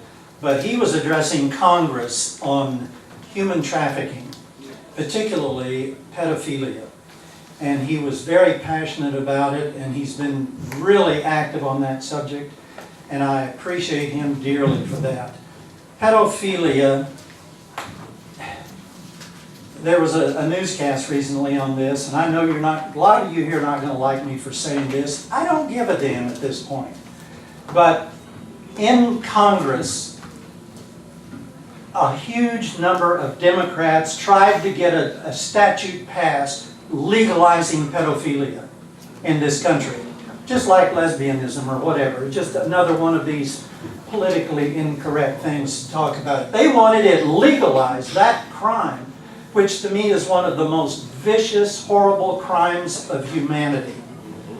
This is very much a part of the beliefs of Satanism, which permeates the leaders in all the world governments. I've said this over and over again. It is very true. I know you don't want to believe it because it's not comfortable. But start digging into it and find out about it because it needs to be exposed. Look up the Ninth Circle and see who exposed that. The lady who did it was from Australia, and she had been horribly abused as a child and watched all the other kids with her shot and killed when they were trying to escape, and went through years of therapy, and she outed Nicole Kidman's father, who was a therapist, and he, within a month, moved to Hong Kong, I think it was, and then within a month after that, he was dead by unnatural causes, according to Shanghai, according to the police there. She outed a former Prime Minister of Australia and one of the popes as being part of the Ninth Circle, which is an international pedophilia organization. It is huge in the United States. I have heard people with a lot of credentials state anywhere from 500,000 to 1 million children every year disappear in the United States. The news will not cover this because they control the news. They don't want you to be uncomfortable with that. But we need to be extremely uncomfortable in this country with what it is, because it is not what we've been brought up to believe it is. It is not that. It's an illusion, and we need to wake up. We are in a matrix, in a sense. That movie to me was brilliant, and I think that's why the continuing issues or continuation of the Matrix 2 or 3 or whatever were very watered down from where that thing was going. We're not all on machines, but we are all brainwashed. And I think that this is an area that needs a lot of public interest it permeates our Congress. It was all Republicans who voted against that pedophilia bill and all Democrats who voted for it. Now, you may not like hearing that, but look it up because it's fact. Is it true? You got a smart one, look it up. No, why not? Is it true? So I'm following up pedophilia with lawyers in the court system. So this is my personal experience. I don't know, this is, we're coming up where we're gonna be voting for criminal and probate and all that. And I can tell you personally, I've had dealings with probate court in Dallas County. You know how the Dallas Morning News and the editorial page listed their recommendations for criminal court and all that? If you go on the Dallas County Bar Association, they have the lawyers that are in probate, criminal courts, and civil courts, and they have a questionnaire with a percentage of how effective they think the judges they stand in front of at each of the courts. In the probate courts, most of them are in the 30% by the probate. I mean, people need to be aware of this. I personally know that probate affects me, because these people are not held accountable. The majority, and if you look on like their CVs or something like that, because they have to be elected, none of them, very few, only one has true probate law experience, okay? And the rest is just political. And this has been in the Dallas Morning News, and I agree with this. Why do we vote in so many of these people that are ineffective? Because this is actually, you can read this. There's gerrymandering, that we're working on that. That's come up. And also, if you go get a bus and go to certain areas of Dallas and pick up people and take them to vote, what's the percentage of people that vote in Dallas County? Does anybody know? Like 20%. Less than that. 35. 12. And it kind of varies. That's in local elections. Local elections. But when Now, they get higher, do you like the 11%? You know what I mean? So when you talk about, of the 10 things, can we make that the 11th thing? Even if you vote in form, but you can go, you know how everybody goes, I don't know who to vote for judge. Well, there you go, there is. And then ask, if you're Republican or Democrat, I don't really care. Ask your local party to have better candidates than the people that are on the probate court for sure. All right, thank you.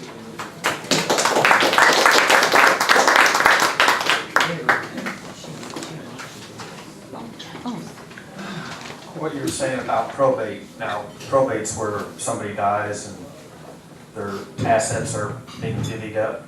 Is that what you're talking about? Yes. Yes. Yes. Okay. There are trusts that people can purchase and set up. Probate trusts, of course, don't do much good for you if you've been giving away your assets and they've got a 5-year, I think it's up maybe 6 or 7 years now, look back where they can go back and say, okay, well, you gave that to that person and it was part of your estate, so you owe money to the hospital over here because they did $100,000 worth of work on you, and you got to pay that $100,000 back out of your estate when you die. So they go back and they grab whatever you gave to a relative of yours, and they take that back.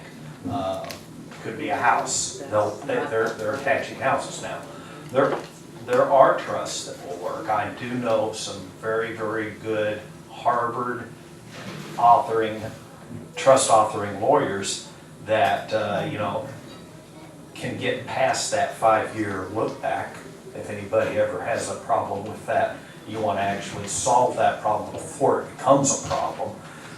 It's funny, I was studying trust law decades ago, and some of these Supreme Court judges died without trusts and lost $500,000 of their estate that they could have left to their family, probably to a trust attorney. They're not the brightest either. But we're looking for solutions here. We're not wanting to, nothing bothers me more than seeing people get up here and whine about this guy or that guy. Give a better idea on how to solve the problems. That's what we need to see more of. With the problems of health, we're fine. We got, Obamacare's gone. It's basically dead. So we've got a more sane ability to protect our health. But the other problem is you've got big pharma, the FDA, trying always constantly to take off these natural supplements and prevent them from being given to the public. And that's a huge problem because those things work better than a lot of the drugs. And so we need to go after the FDA and the cronyism that's going on inside the FDA. The research and loopholes, like I said, the trust thing, that'll help you immensely. If you need some help with that, you need to learn more about it. I've got some connections there. The unconstitutional trade deals, well, that gets back to the major corporations colluding with foreign governments and committing treason. It is. It's treason is what it is. They're colluding with foreign governments and cutting deals with the Chinese, and they're traitors. And no wonder they want Hillary Clinton elected when she and Bill have given, how many, what did they give the Koreans? All the nuclear technology they gave, huh? Uranium. The uranium deal to Russia. There is anything that belongs to the public available to be sold to any other government? What if they wanted to sell Yellowstone Park and give that to the Chinese? Probably already had. They probably already have. Giving Yeah. parts to the. The level of corruption is treasonous. And here's what people don't understand about treason. You don't get a trial. You lose your rights. As soon as you're declared a traitor, they can shop you off to Gitmo. You don't get an attorney. You don't get to pass go. You basically they can pull your fingernails out until you talk. And that's what they should do with some of these traitors that have been basically, we know they're traitors. Especially the ones trying to pull a coup in the FBI. Yeah. Those people, they need to be at Gitmo right now, having their hanged up by their ankles until they start talking, because we need to know what's going on there.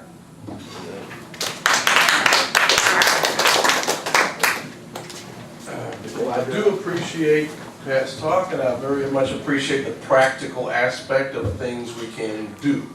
I want to emphasize that we need to do things. The closest thing to a hero on a white horse riding in to save us is going to be Trump, and even he can't do it himself. So even if he was that, he couldn't do it without our help. So it takes us, all of us little ants out here, courageously standing up and fighting. And one of the battles that we're fighting is the YouTube battle. It can't be more obvious what they're trying to do. They are as blatantly political as you can possibly get. I want to say that a nation is defined by the laws it enforces, and our problem is that we haven't enforced our laws. Our laws have been very selectively enforced by those in power to favor themselves and not us. So it is up to us to force the government to enforce the laws, and that part of that is demanding justice for all of these criminals that are just committing crimes right in front of our faces every day. Like Laura Presley, she found that the Texas Secretary of State just told some people, just violate the law. Don't save your records or anything like that. These people are literally violating the law in front of our faces. And we have to force our state officials and federal officials to follow the law and enforce it. And I'm not sure exactly what form that takes, but each of us needs to do it. And I want to emphasize that, you know, I'm doing my part along with fighting the IRS, and I don't suggest taking on the IRS without considerable thought and prayer. But I haven't paid taxes for 5 years. And don't think that happened without the IRS complaining about it and sending threatening letters and all kinds of stuff like that, because all of that happens and you have to deal with it. But I just keep going back to the law and pointing out this is what the law says.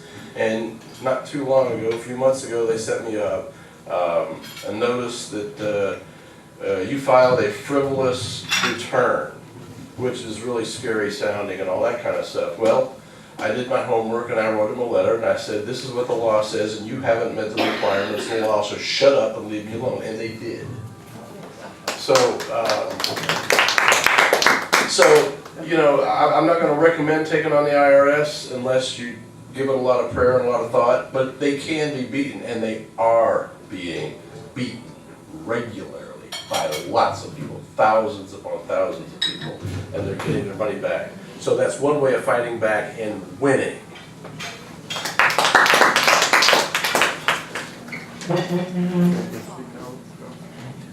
Me too. Okay, YouTube, okay, go.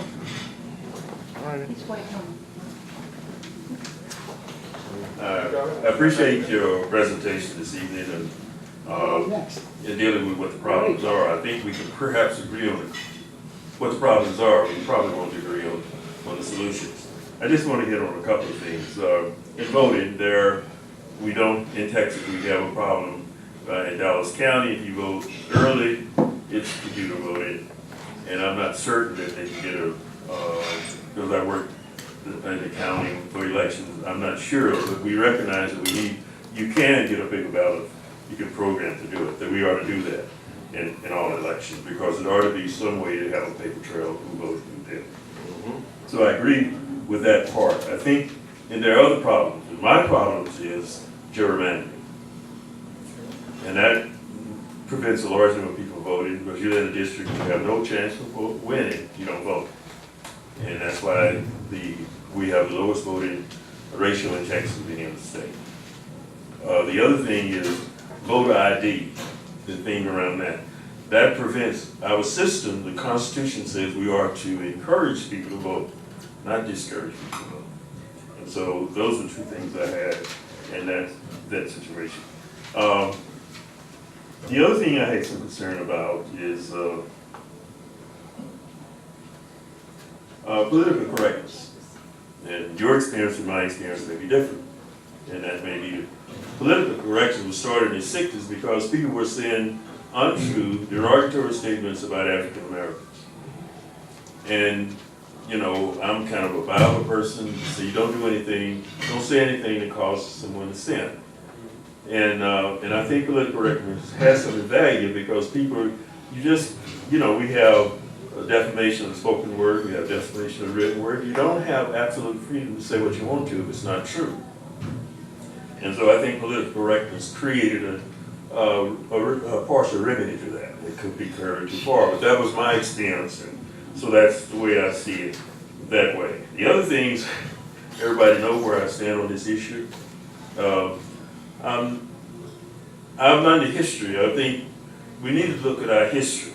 We started off with Alexander Hamilton with a national bank. Andrew Jackson abolished it. And then we got down to the Civil War and we needed a national bank. We came up with another national bank. And then later we came up with the Federal Reserve System. And I'm certain your opinion of the Federal Reserve System is different from mine. The Federal Reserve System is a banker's bank. It doesn't deal, the other banks deal with us. But it's set through rigid discount rate, interest rate changes, and open market operations. They can use those tools to stimulate the economy or to retard it. And in the last recession we had in 2008 and 9, if they hadn't done what they did, we'd be in worse shape right now because they kept the interest rate low. And whenever they make a decision, it hurts some people. Many people's life-saving was based on, certificates of deposit. And they lost tremendously because you could get nothing. If you had $100,000, you could get maybe a $2,000 in, at a 0.5% interest.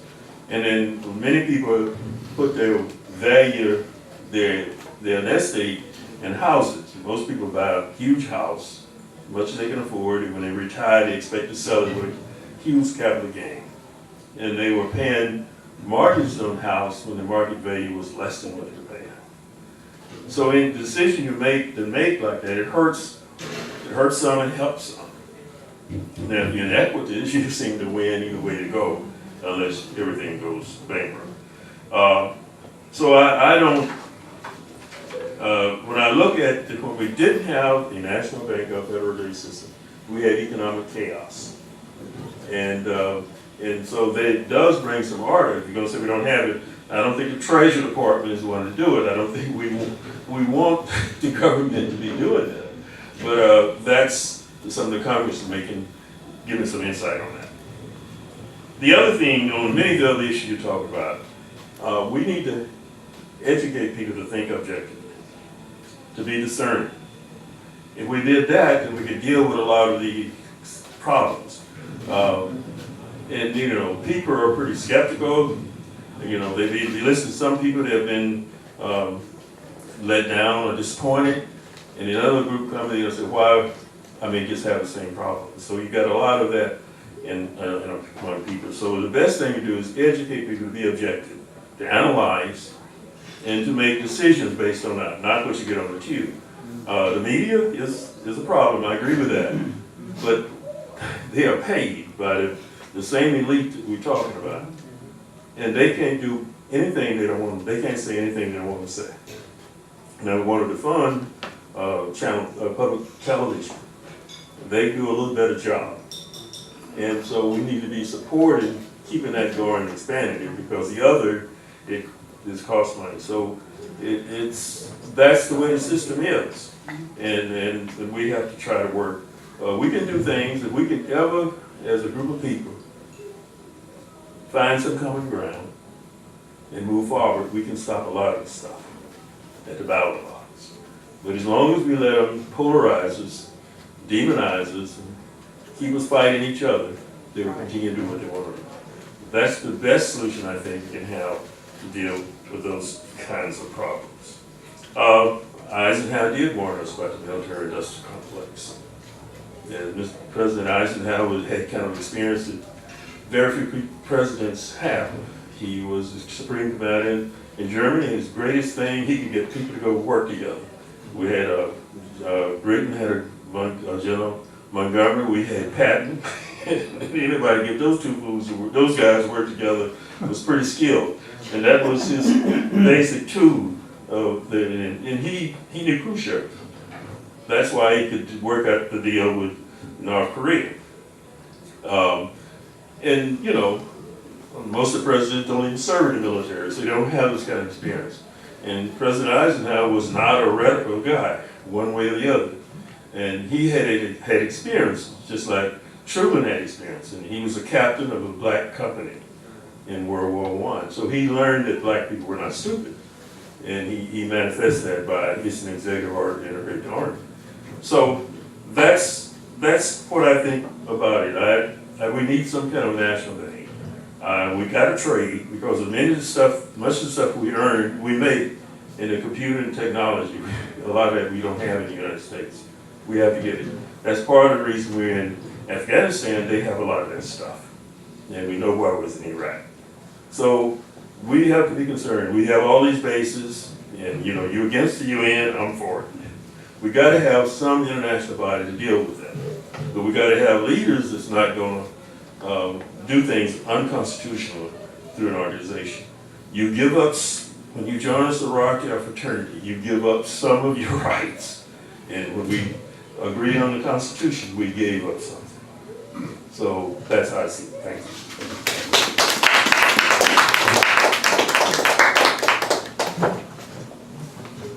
You're going, yeah, no. I want to finish my 5 minutes. mic? Is that the mic? No, right here. Oh, okay. Okay, apologies again for not understanding the ground rules. This is my first time, so, as I said, it's always dangerous to let an ex-politician have a microphone and just stand there, because we do have a proclivity to go on and on. And Pat, thank you again for laying out a good city, county, state, and national agenda. Some comments. With regard to the Fed, the purpose of the Fed was to take, so that there are two primary influences on the American economy. One is the actions by Congress, fiscal policy, and the budget, and the impact it has on deficits and spending and so forth, and monetary policy, which has been and is the province of the Fed. The idea was to take one of the important influences not influenced by elections, who could take a dispassionate view towards setting monetary policy. If you put it into the Treasury, the Secretary of the Treasury is a political appointee who reports to the President, and election time comes, and you've got a Congress and an executive branch motivated to do whatever it takes to win the election, which means spend, spend, spend to try to get the economy cranked as high as you can get it. And so that's why I think we should tread very carefully in abolishing the Fed. I agree with the prior comments that it plays a very important role. Trade deals. No trade deal can be entered into by the United States of America without an act of the United States Congress. Debate in both houses. Both houses have to approve. The President has to sign. If there are constitutional issues, the Supreme Court is there to hear that. And I cannot remember any trade deal, no matter what your views on it may be, being challenged on the basis of being unconstitutional. So if you disapprove, because you think it has a different impact on the economy than those who support it do, that's one thing. But to say it's unconstitutional, unless it has a test in the Supreme Court and it's found to be unconstitutional, that's wrong terminology. Bases, I do agree, Pat, that we've got too many. We have been blessed as Americans by geography more than anything else. Being protected by oceans on both sides has protected us from a lot of the recent ISIS activity in Belgium and France and so forth. We're a lot harder to get to than other countries by our God-given blessing of our geographic location. Having said that, I do think that there are hot spots in certain parts of the world where we can keep them even at a further distance. I would say North Korea in particular is a serious threat, and we've got bases in the Philippines and Okinawa and in Korea, South Korea, that I think do provide a bit of a buffer there, and I think it's important, at least until North Korea is stabilized, to keep those bases. We've got a base in Qatar and some bases in the Middle East, and it was a mistake to go into Iraq, but we did it. So now we've got to protect ourselves, I think, by keeping forces based there that might find it easier to get to us if we didn't have a way to cut them off there. I do think there are too many. NATO still plays a purpose. It does not play the purpose it played during the Cold War. And we've got, I think, still 45,000 troops in Germany, which is way too many.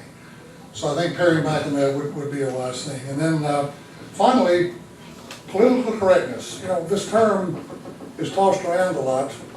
And I wonder, what would you like to be able to say that you can't say?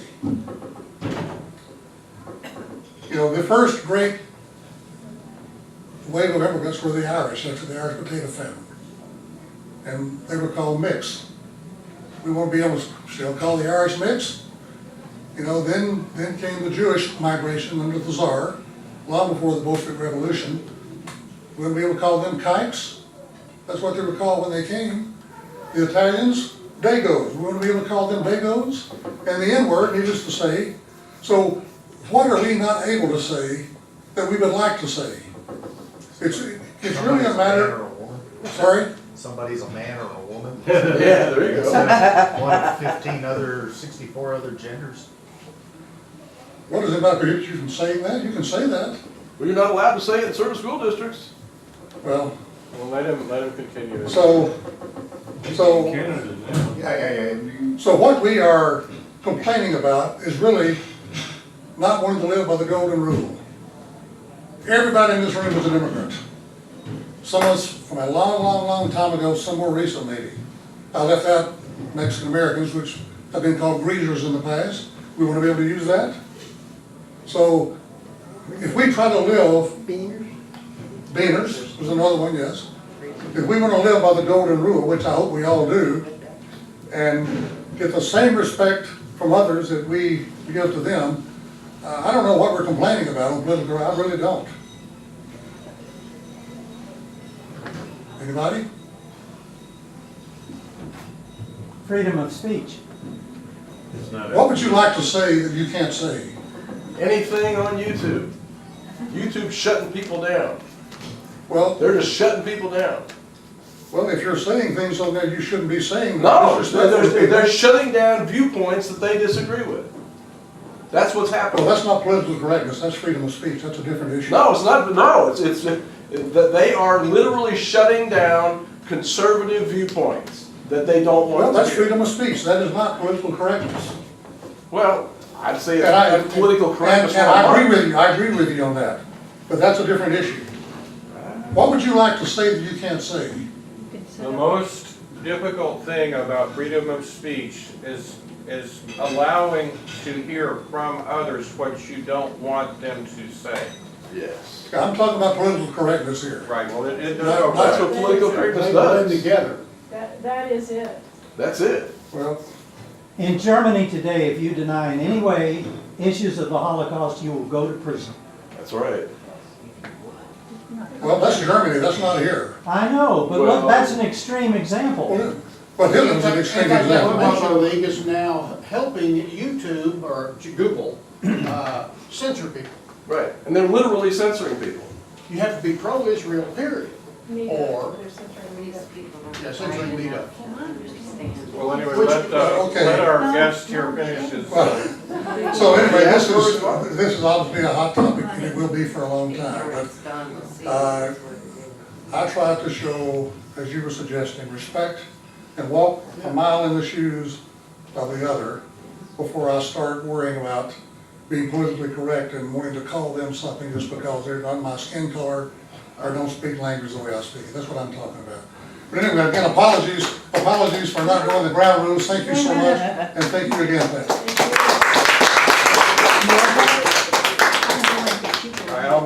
Albert. Yes. Hank is the one. Oh, thanks. Yeah, Oh, no, man. somebody else. You stimulated people going in for seconds, oh my God. Food is good. Okay, so, well, I have my own little take on this. It's not 10 things, it's 1 or 2 things. I guess I'll get it out of the way first, but then when the other speakers spoke, I got all kinds of things to say about that. My thing is, I'm trying to like boil it down to something more compact than 10 things. I see the issue of transparency as being pretty key. There's one thing that everybody says they want. They all want the truth. I don't care if you're Muslim, if you're the Pope, if you're whoever you are, you're always fighting for the truth. Whatever it is. If you're an atheist, you're fighting for the truth. And transparency is a big part of that. Now, what we've been sold in this culture is that we are an informed public and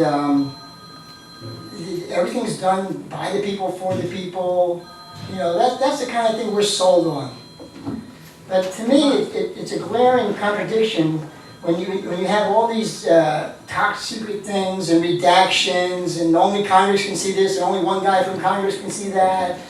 And then on and on and on. So my main issue, that I don't know if you're going to add this to the list or whatever, but it's just transparency is something. Now, I guess I'm a little pessimistic, at least in our lifetime. I'm optimistic that mankind might come out of this pretty good if they adhere to the truth. I actually agree with that that is something that we need to promote. And I think it's the weak point of the people who play fast and loose with the truth, that they give lip service to it. Because when they give lip service to transparency and truth, then we can kind of like hold them to it a little bit. But there's other power things that can override that. So that's kind of the general thing. I don't have a real specific agenda how to deal with that, but it just occurs to me what a glaring contradiction that is to what we're being sold. I mean, we are being sold something that I think is in line with the Constitution and the uplifting of mankind in general, that we are part of this government, the government works for us, and we're not allowed to know certain things though, because we're too dumb. We're not experts, we're not military guys, we're not financial guys, blah, blah, blah, blah. It's against security to know certain things, and I'm not even talking about military things now. So that was my original point. Now since Pat sat down, we had some things come up. One was Albert. He said the Democrats voted for a pedophile bill, and the Republicans all voted against it. I never heard of that. That surprised me. How come I never heard of that? Somebody. They don't want you to know about it. Well, look it up and tell me when that vote was. Was the vote? Did it happen? Did it pass? Why don't you look it up? Fail? Yeah, well, I'm sure I will, but we're broadcasting something. I don't want to broadcast this info. So thank me for that. If I'm right or wrong, either way, it's going to support you, or you're going to be disabused of some disinfo. The other thing is Brian's thing. I disagree with you, Brian. Just because you looked at YouTube and you saw some really foul, treasonous corruption, and I'm sure it's there, believe me, I understand that some of it is. I think we need to stick with the Constitution and how we deal with this. I don't think we need to be torturing people, arresting people without trials, without warrants. So the Constitution has a lot of good things in it. I don't want to throw it all out. And so does our culture. My last point, referring to other people, is John. He spoke up about the media, and I think that's right. Currently, that is the battle. In the larger sense, the battle is not going to be won this decade, because it has to do with us changing ourselves and being able to open our minds and really face the truth. The truth is often unpleasant. If you're an ego-bound person and you have looked at something on YouTube or whatever way you convince yourself, you're not going to change your mind. And as a society, that flexibility is so essential, and if we're going to really have a vibrant discourse, you have to be able to open your mind.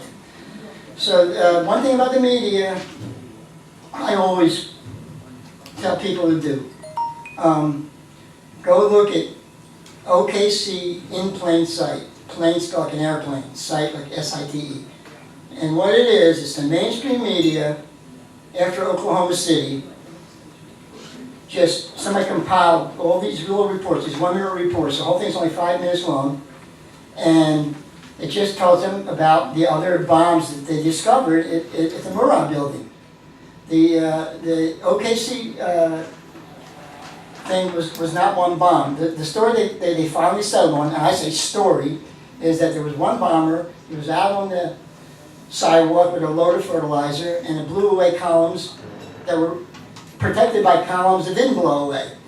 To me, that's kind of compact. The 911 thing's bad too. This one's even more compact. And this is the mainstream media reports. This is nobody giving any opinion. It's just CNN, ABC, CBS, blah, blah, blah, ABC, the whole thing, one after the other saying, we found the other bombs. We couldn't take care of the people because they were laying there bleeding, but they told us we couldn't go in because another bomb might go off. They see the bomb. So they just extracted 2 more bombs. Now, the last interview in this 5-minute thing, which I encourage you to look at, is an FBI agent, a bomb expert, saying, oh, we're so lucky, we got the bomb, now we can find out who did it. Now, how does this relate to Pat's talk? She started with a problem reaction solution. Oklahoma City is when it started. It didn't work. It didn't kill enough people. It didn't scare enough people. This has been going on. This is a method that goes on. And their problem was that Americans were uppity, and they wanted to not be subject to the government. They wanted the government to be subject to them, and the symbology of that was the white nationalist, and they were going to pin this on the white nationalist, and take away the guns, and they're still trying to take away the guns. And there's a lot of lies thrown in with this agenda, and they're putting a lot of emotion into it. And so that's where we're going now. That's probably 5 minutes. Albert, we've got someone else who needs to go first here. You need to Well, I look saw around. you jumping up to take a second one. Well, of course you want to get in before me. So that's. I want to thank the speaker for this wonderful list and presentation. It was a lot of work. Nice to have something positive. I was a bit confused. This should have come up in the question part, but I didn't get it together during the question time. But when you were talking about pulling the military out, I thought, she's talking about isolationism. You know, we no longer want to be the big power. And my readings recently have come across the fact that if we're not the big power, then Russia or China will be the big power. And that's why we like to stay the big power. I thought that was interesting.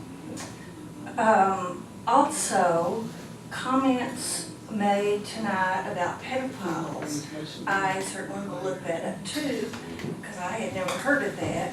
But it's real easy to find somebody to kick and say those no good you-know-whats. Pedophiles are victims too. Pedophiles have been abused.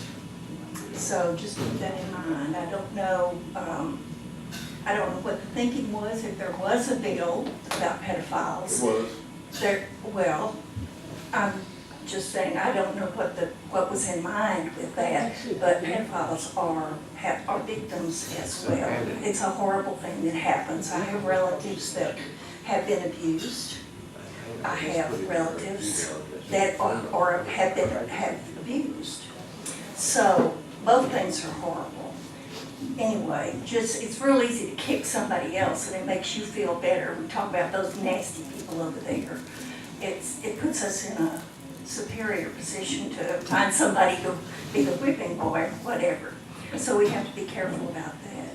And the third thing is this gentleman right here, I don't know your name, with the green shirt. Ken? Ken made the point about, we don't leave it all up to the president, what do we do? That's exactly what this presentation was tonight. And those of you that are democratically inclined, I went to a presentation about Mothers Demand Action this week about the gun violence, and their thrust is not on the weapons and the mass shootings. Most people that are killed by people that know them, and domestic violence is a number one. So their thrust is that, and working in the courts, and this judge here in Dallas has won awards. Judge Rob Conyas has won awards for his work with domestic violent cases, and they're trying to put together a system where when there are domestic violence cases, the judge what can he say to get the abuser, whether it's male or female, to give up their guns if they have guns, because they're dangerous people. And so anyway, if anybody wants one of these are about the judges of Dallas, and there's several on here that have won awards for their work with mental health courts. So they are for Democrats. But I'm sure if you've gone to your parties, they have things as well.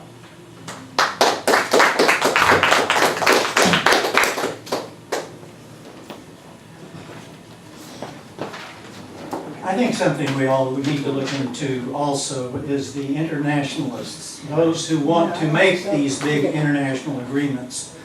When I was in law school at SMU, late 60s, early 70s, the Uniform Commercial Code occupied a double-sided, multi-high bookcase not the length of this little room to the curtains on both sides. Today, if you go over to SMU Library and think of 2 of those in this room and 10 rooms of it, that will be the Uniform Commercial Code. Our system is based on the Anglo-American common law system that worked beautifully for the rights of mankind. And what this UCC is doing, it is supplanting and overriding all of our Uniform Commercial Code, all of our common law. And that is the purpose of it. I think it's Thomas Jefferson, I've stated this before, who stated that if we ever let a private bank take control of our money, then through that bank, through inflation and deflation and the corporate structure that will grow up around it, will steal all the property from our descendants and leave them homeless in the country that we have founded. It took the Federal Reserve a huge amount of time, 16 years, to bring on the Depression of 1929.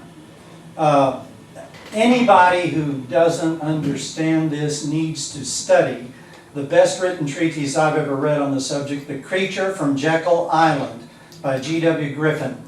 G. Edward Griffin. G. Edward Griffin. And that needs to be a required course that you must pass to go to the next grade in the school system in the United States.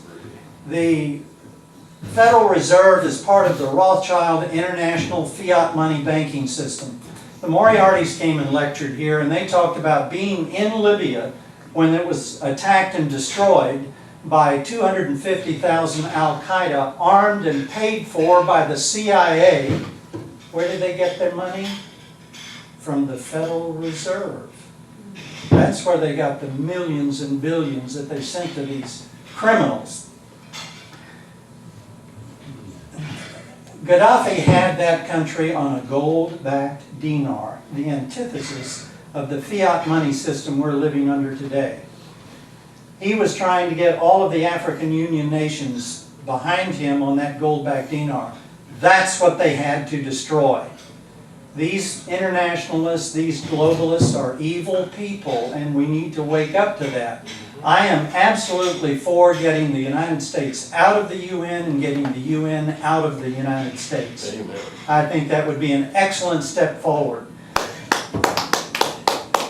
Who was it? Otto Bismarck made a statement when he was the chancellor or whatever in Germany, that the experiment being carried out in the United States of America may hold the hope of freedom for all mankind in the future. The Tsar of Russia, when we had our civil war, put his navy in the ocean and told France and England, if you try to take back your colonies because of their strife, you're at war with Russia. He understood how important it was. And the people he ran out were the bankers. And that's why they got together, Little Moscow, where they all went to New York City, it was called for a while. And they concocted the plan for the Russian Revolution and murdered his whole family and created communism. That's your banking system. This is an evil organization, and it needs to be rooted out of humanity worldwide. Now, you were talking, Pat, about the putting in smart meters, and if you don't say anything against it, you have essentially signed a contract. That's UCC law. That's not common law. In common law, you must have an equal understanding of all the items in that contract. A meeting of the minds, that's the definition of the contract. But, like you said, if you come and you object and you propose something else and they don't respond, then that's a contract in favor of you.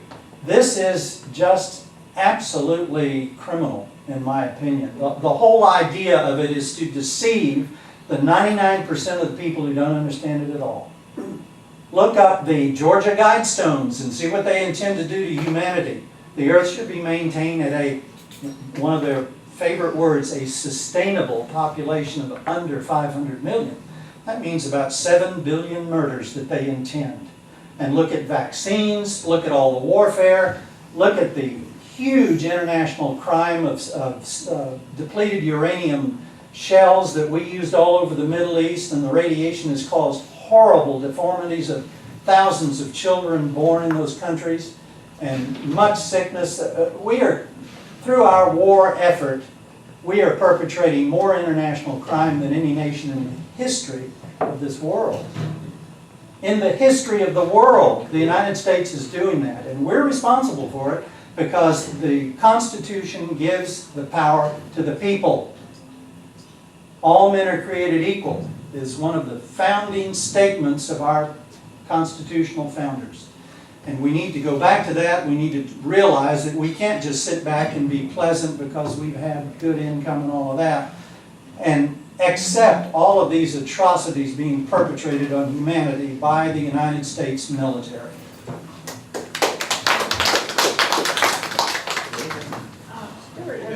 Let's do it talk. Let's do it.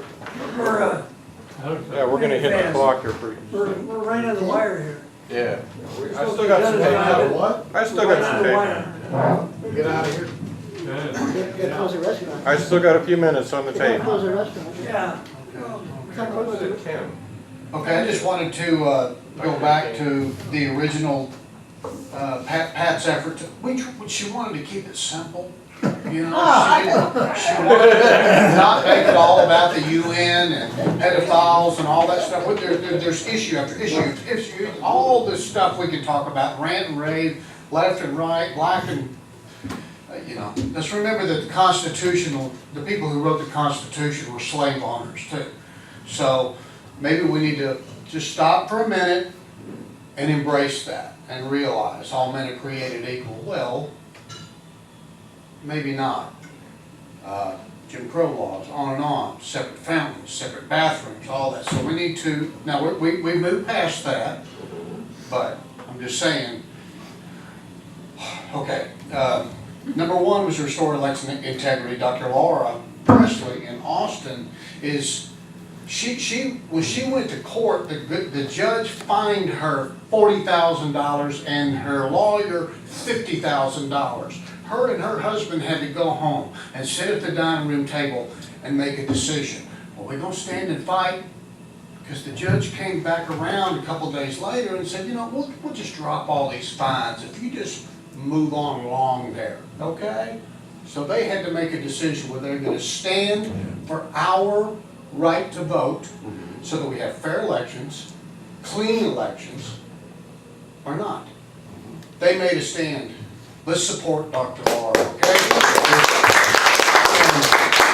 And, you know, and I don't want to run my mouth here, but, you know, just look at Pat did a lot of work and a lot of thought into this, trying to keep it simple. So, you know, if you'll look at, like, get out of Chase Bank, go to a small little local bank, jury nullification. If you disagree with it, well, look it up and argue with them. You know, find something better. How can we sit there and do something different? Don't dodge your jury summons. Go. I went, I don't know, what's about 4 or 5 months ago. I was so excited. All right, I hope I get on a drug deal.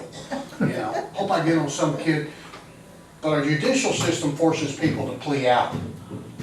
I faced Williamson County.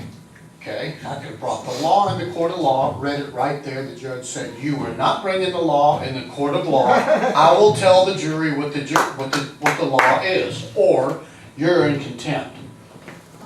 It was just the law. I was just going to read the law, not instruct the jury. He didn't care. Okay, let's remember too, one last thing. The 17th Amendment to the Constitution is how senators get elected. It was never ratified. That's true. Senators are supposed to be chosen by our state legislature. Okay? So Ted Cruz and John Cornyn, I can't stand those guys.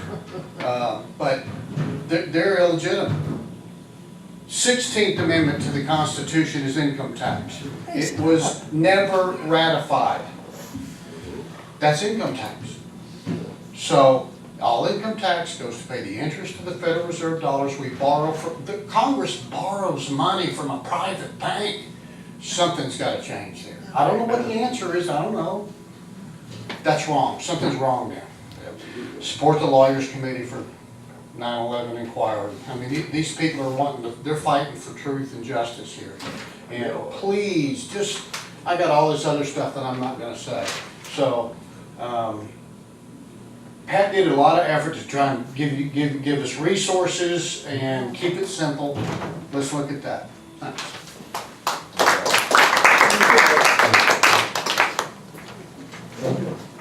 He's looking at this thing, you said there's. Okay, I'm trying for a number 12 here for Pat.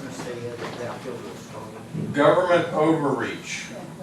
This has been the issue. I was trying for the last 2.5 decades to quantify and come up with some kind of understanding of how we can have things happen like Ruby Ridge or Waco, or things that went on around Oklahoma City, especially Elohim City.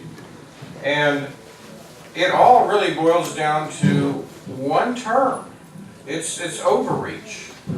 And nobody, and especially the media, is not holding the government or the authorities, they're not holding them accountable when there is overreach. Our system of government, when it is functioning, gives us 3 votes. It gives us the voted election, it gives us the grand jury vote, and it gives us the trial jury vote, where the consent of the governed is exercised, so that government authority is always supposed to be contingent upon the consent of the governed, the consent of the people. They have gotten around that system. We need a number 12 on your list about government overreach to ascertain when it's happening and to deal with it. Thank you.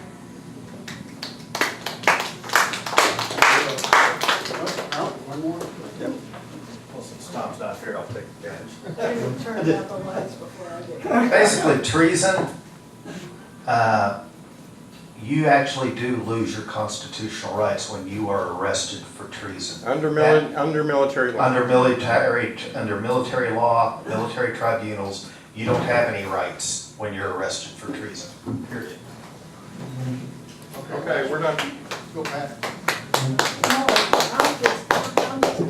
I get a turn, believe it or not. I don't run out of time, no time, you're done. That's how it works. But anyway, I want to thank our speaker for doing a great job here tonight. Got us all thinking. Anyway, a little back history. I ran for Congress 4 times, and I was the chairman for Chicago for United Transportation Union before that. And I've been through a lot of hoops, but one of the things that struck me is that we have the best Congress money can buy. That's our problem. That's our biggest problem, and that's the one that has to be addressed. We've reached the point where the Congress is owned by the corporations. By definition, that's fascism, if you want to know that. And we have to get down. Congress has to change it. And what will they vote for? In my view, they'll vote for free airtime in the last 90 days of a general election. Why? Because there's no history of a challenger being an incumbent in this century. It hasn't happened. And they'll vote for it. They get to keep the money they raise, and they get free airtime. They spend most of the time raising money anyway. That's what they do. And they don't have time they don't do time for research or anything else. So if they vote for that and they got free airtime, then some challengers would beat some incumbents. And when that happened, everything would change because the challenger get free airtime too. And then you can put tariffs on corporations such as Apple, which produces everything in China. I know that today we're putting tariffs on steel and different things. That's not going to work because you put it on a certain commodity, you're affecting the whole world. And you're going to have WTO, and that's going to reverse. They're going to work against you. So I think that if you put tariffs on the corporations that left the country and go where labor costs are cheaper, the other countries aren't going to be mad at you because you're only tariffing those corporations that left your own country. And what you want them to do is you want them to produce things here, at least what's sold here. Then you'd have some jobs here. And once you do that, then you can shorten the workday. We're over $20 trillion in debt right now to different and most of that is due to corporations leaving town and going overseas. We got corporations that are bigger than countries, believe it or not, they are. And this is our biggest problem. And if we keep going this way, we'll be like England or some other country. Everybody will own us, we won't own anything, but we'll be sitting here, we'll be picking shit with the chickens, if you don't mind my saying. So anyway, that's what's gonna happen. And we gotta change that. So that's what I'm for, and anyway, I better shut up while I'm ahead. So, and give this back to Pat.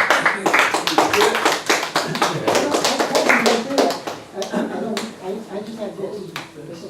Okay, I get the final word, and thank you guys for some really thought-provoking comments. My objective here was to not so much talk about the problems, but talk about some things that we could do ourselves that would be solutions. So there were some good topics raised. Transparency is really important. Media is a big deal, and that is something we can do something about. We can switch to, instead of using YouTube, we can go to DTube or BitChute for videos.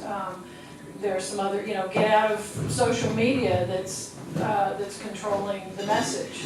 Facebook is controlling the message. I don't know what other ones are, but or just get out of social media altogether, because it's ruining our brains, it's ruining our social interaction anyway. Pedophilia is a bad thing, yes, and yes, there are victims, and the pedophiles are victims themselves, and that doesn't mean that we should approve of their actions. So something needs to be done about that, but I don't know what we as individuals can do about that, and that was the whole point of my talk, was what can we do. The issue with the FDA, the CDC, and Big Pharma is a huge problem. I didn't bring it up because I don't have a solution to that. We just recently had another CDC director resign because of conflicts of interest. She was heavily invested in tobacco industry and the vaccine industry, and then I found out that the tobacco industry has developed a genetically modified strain of tobacco that can grow stuff they put in the vaccines. So, and it's a revolving door. They're going to replace it with somebody else who has conflicts of interest, and then we will have this ongoing CDC recommending that we get more shots, and our children are laden with vaccines that are harming them, and that we will become stupider and more autism, more other kinds of diseases, because we're injecting toxic metals into our bodies. Anyway, that needs to stop, but I don't know how we can stop it. If anybody's got any ideas, I'm open. The gerrymandering issues and voter ID issues and other methods that are being used to limit who can vote, or the convenience, I think that's very wrong. I don't know who makes those decisions. Others of you who are heavily involved in the voting process might know. And if you have any ideas, bring them back here to a future meeting and let us know what we can do to stop that. I think in researching the current candidates for the primaries, someone was talking about, one of the candidates advocates having a day off, day off work, so people can go vote. That will help empower more people to vote, have more polling places, or have vote by mail, so people don't have to take time off. I agree that political correctness, we should not have to force people to be nice to each other. We should learn, we should teach our children, we should act with dignity, we should treat others with dignity, we should teach empathy, and we should exhibit empathy and compassion. And it shouldn't have to be legislated. I remember when we had the Equal Opportunity Commission setting quotas for various minorities who have to be up for jobs, and I was one of those minorities at the time, and I thought, this is not the way to do it. We need to do it because we need to be colorblind, we need to be religious blind, we need to hire people because they're the best people for the job. And if I didn't get hired, or if I didn't make as much money as somebody else made, it was up to me. I saw that it was up to me to do better or to work the system or figure out how it works and play the game, whatever it is, I took it on myself. I didn't want somebody else to help me. So I feel like political correctness that tells people we shouldn't say this, that, or the other thing is not the way to accomplish being civil and concerned and compassionate and empathetic. As far as the Fed is concerned, Alan left, but I'm not an expert in the Federal Reserve, but what I have read is that it was originally designed to prevent these ups and downs and depressions and recessions and things like that. And from what I've read, it has not served that purpose. I think that what he was saying is the story that we're supposed to believe. Now, I'm not an expert, so I won't claim to be an expert on that. In the problems that we've had, though, it was Wall Street and the banksters that were gambling with our money, with other people's money, and they lost it, and that's what caused the crash. Government overreach, I agree, that's a problem. Again, I don't know what to do about it. It's a horrible thing. It's part of the police state, and if somehow we can tone that down, I don't know, but I'm open to suggestions. And finally, talking about who will be the big power if we're not overseas. I don't know that anybody needs to be the big power. Can we not stay home and be the big power? I mean, talk softly and carry a big stick. Who said that?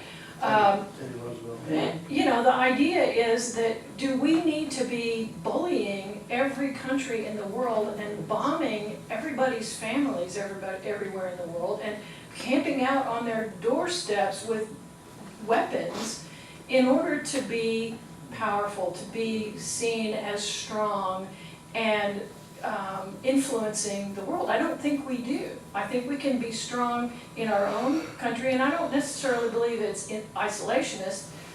Yes, maybe we do need a few bases, but I don't think we need 800, and I don't even think we need 30. But I just believe that we can be strong in our own borders and not go overseas, and we can still be the big power. Or why do we have to have one power? Can we not have a big power that represents our way of thinking, and then have a big power, let's say Russia, that believes in another way of thinking, and then have another big power that believes another way of thinking? I think that's egotistical to think that there has to be one power and it has to be us. I thank you guys for some great inputs, and I will look into this, and I hope everybody will go away and look at the list and think about doing some of these things. And if you do look into some of the options that I'm not expert in, please bring your expertise and your knowledge back here for a future talk. Thank you.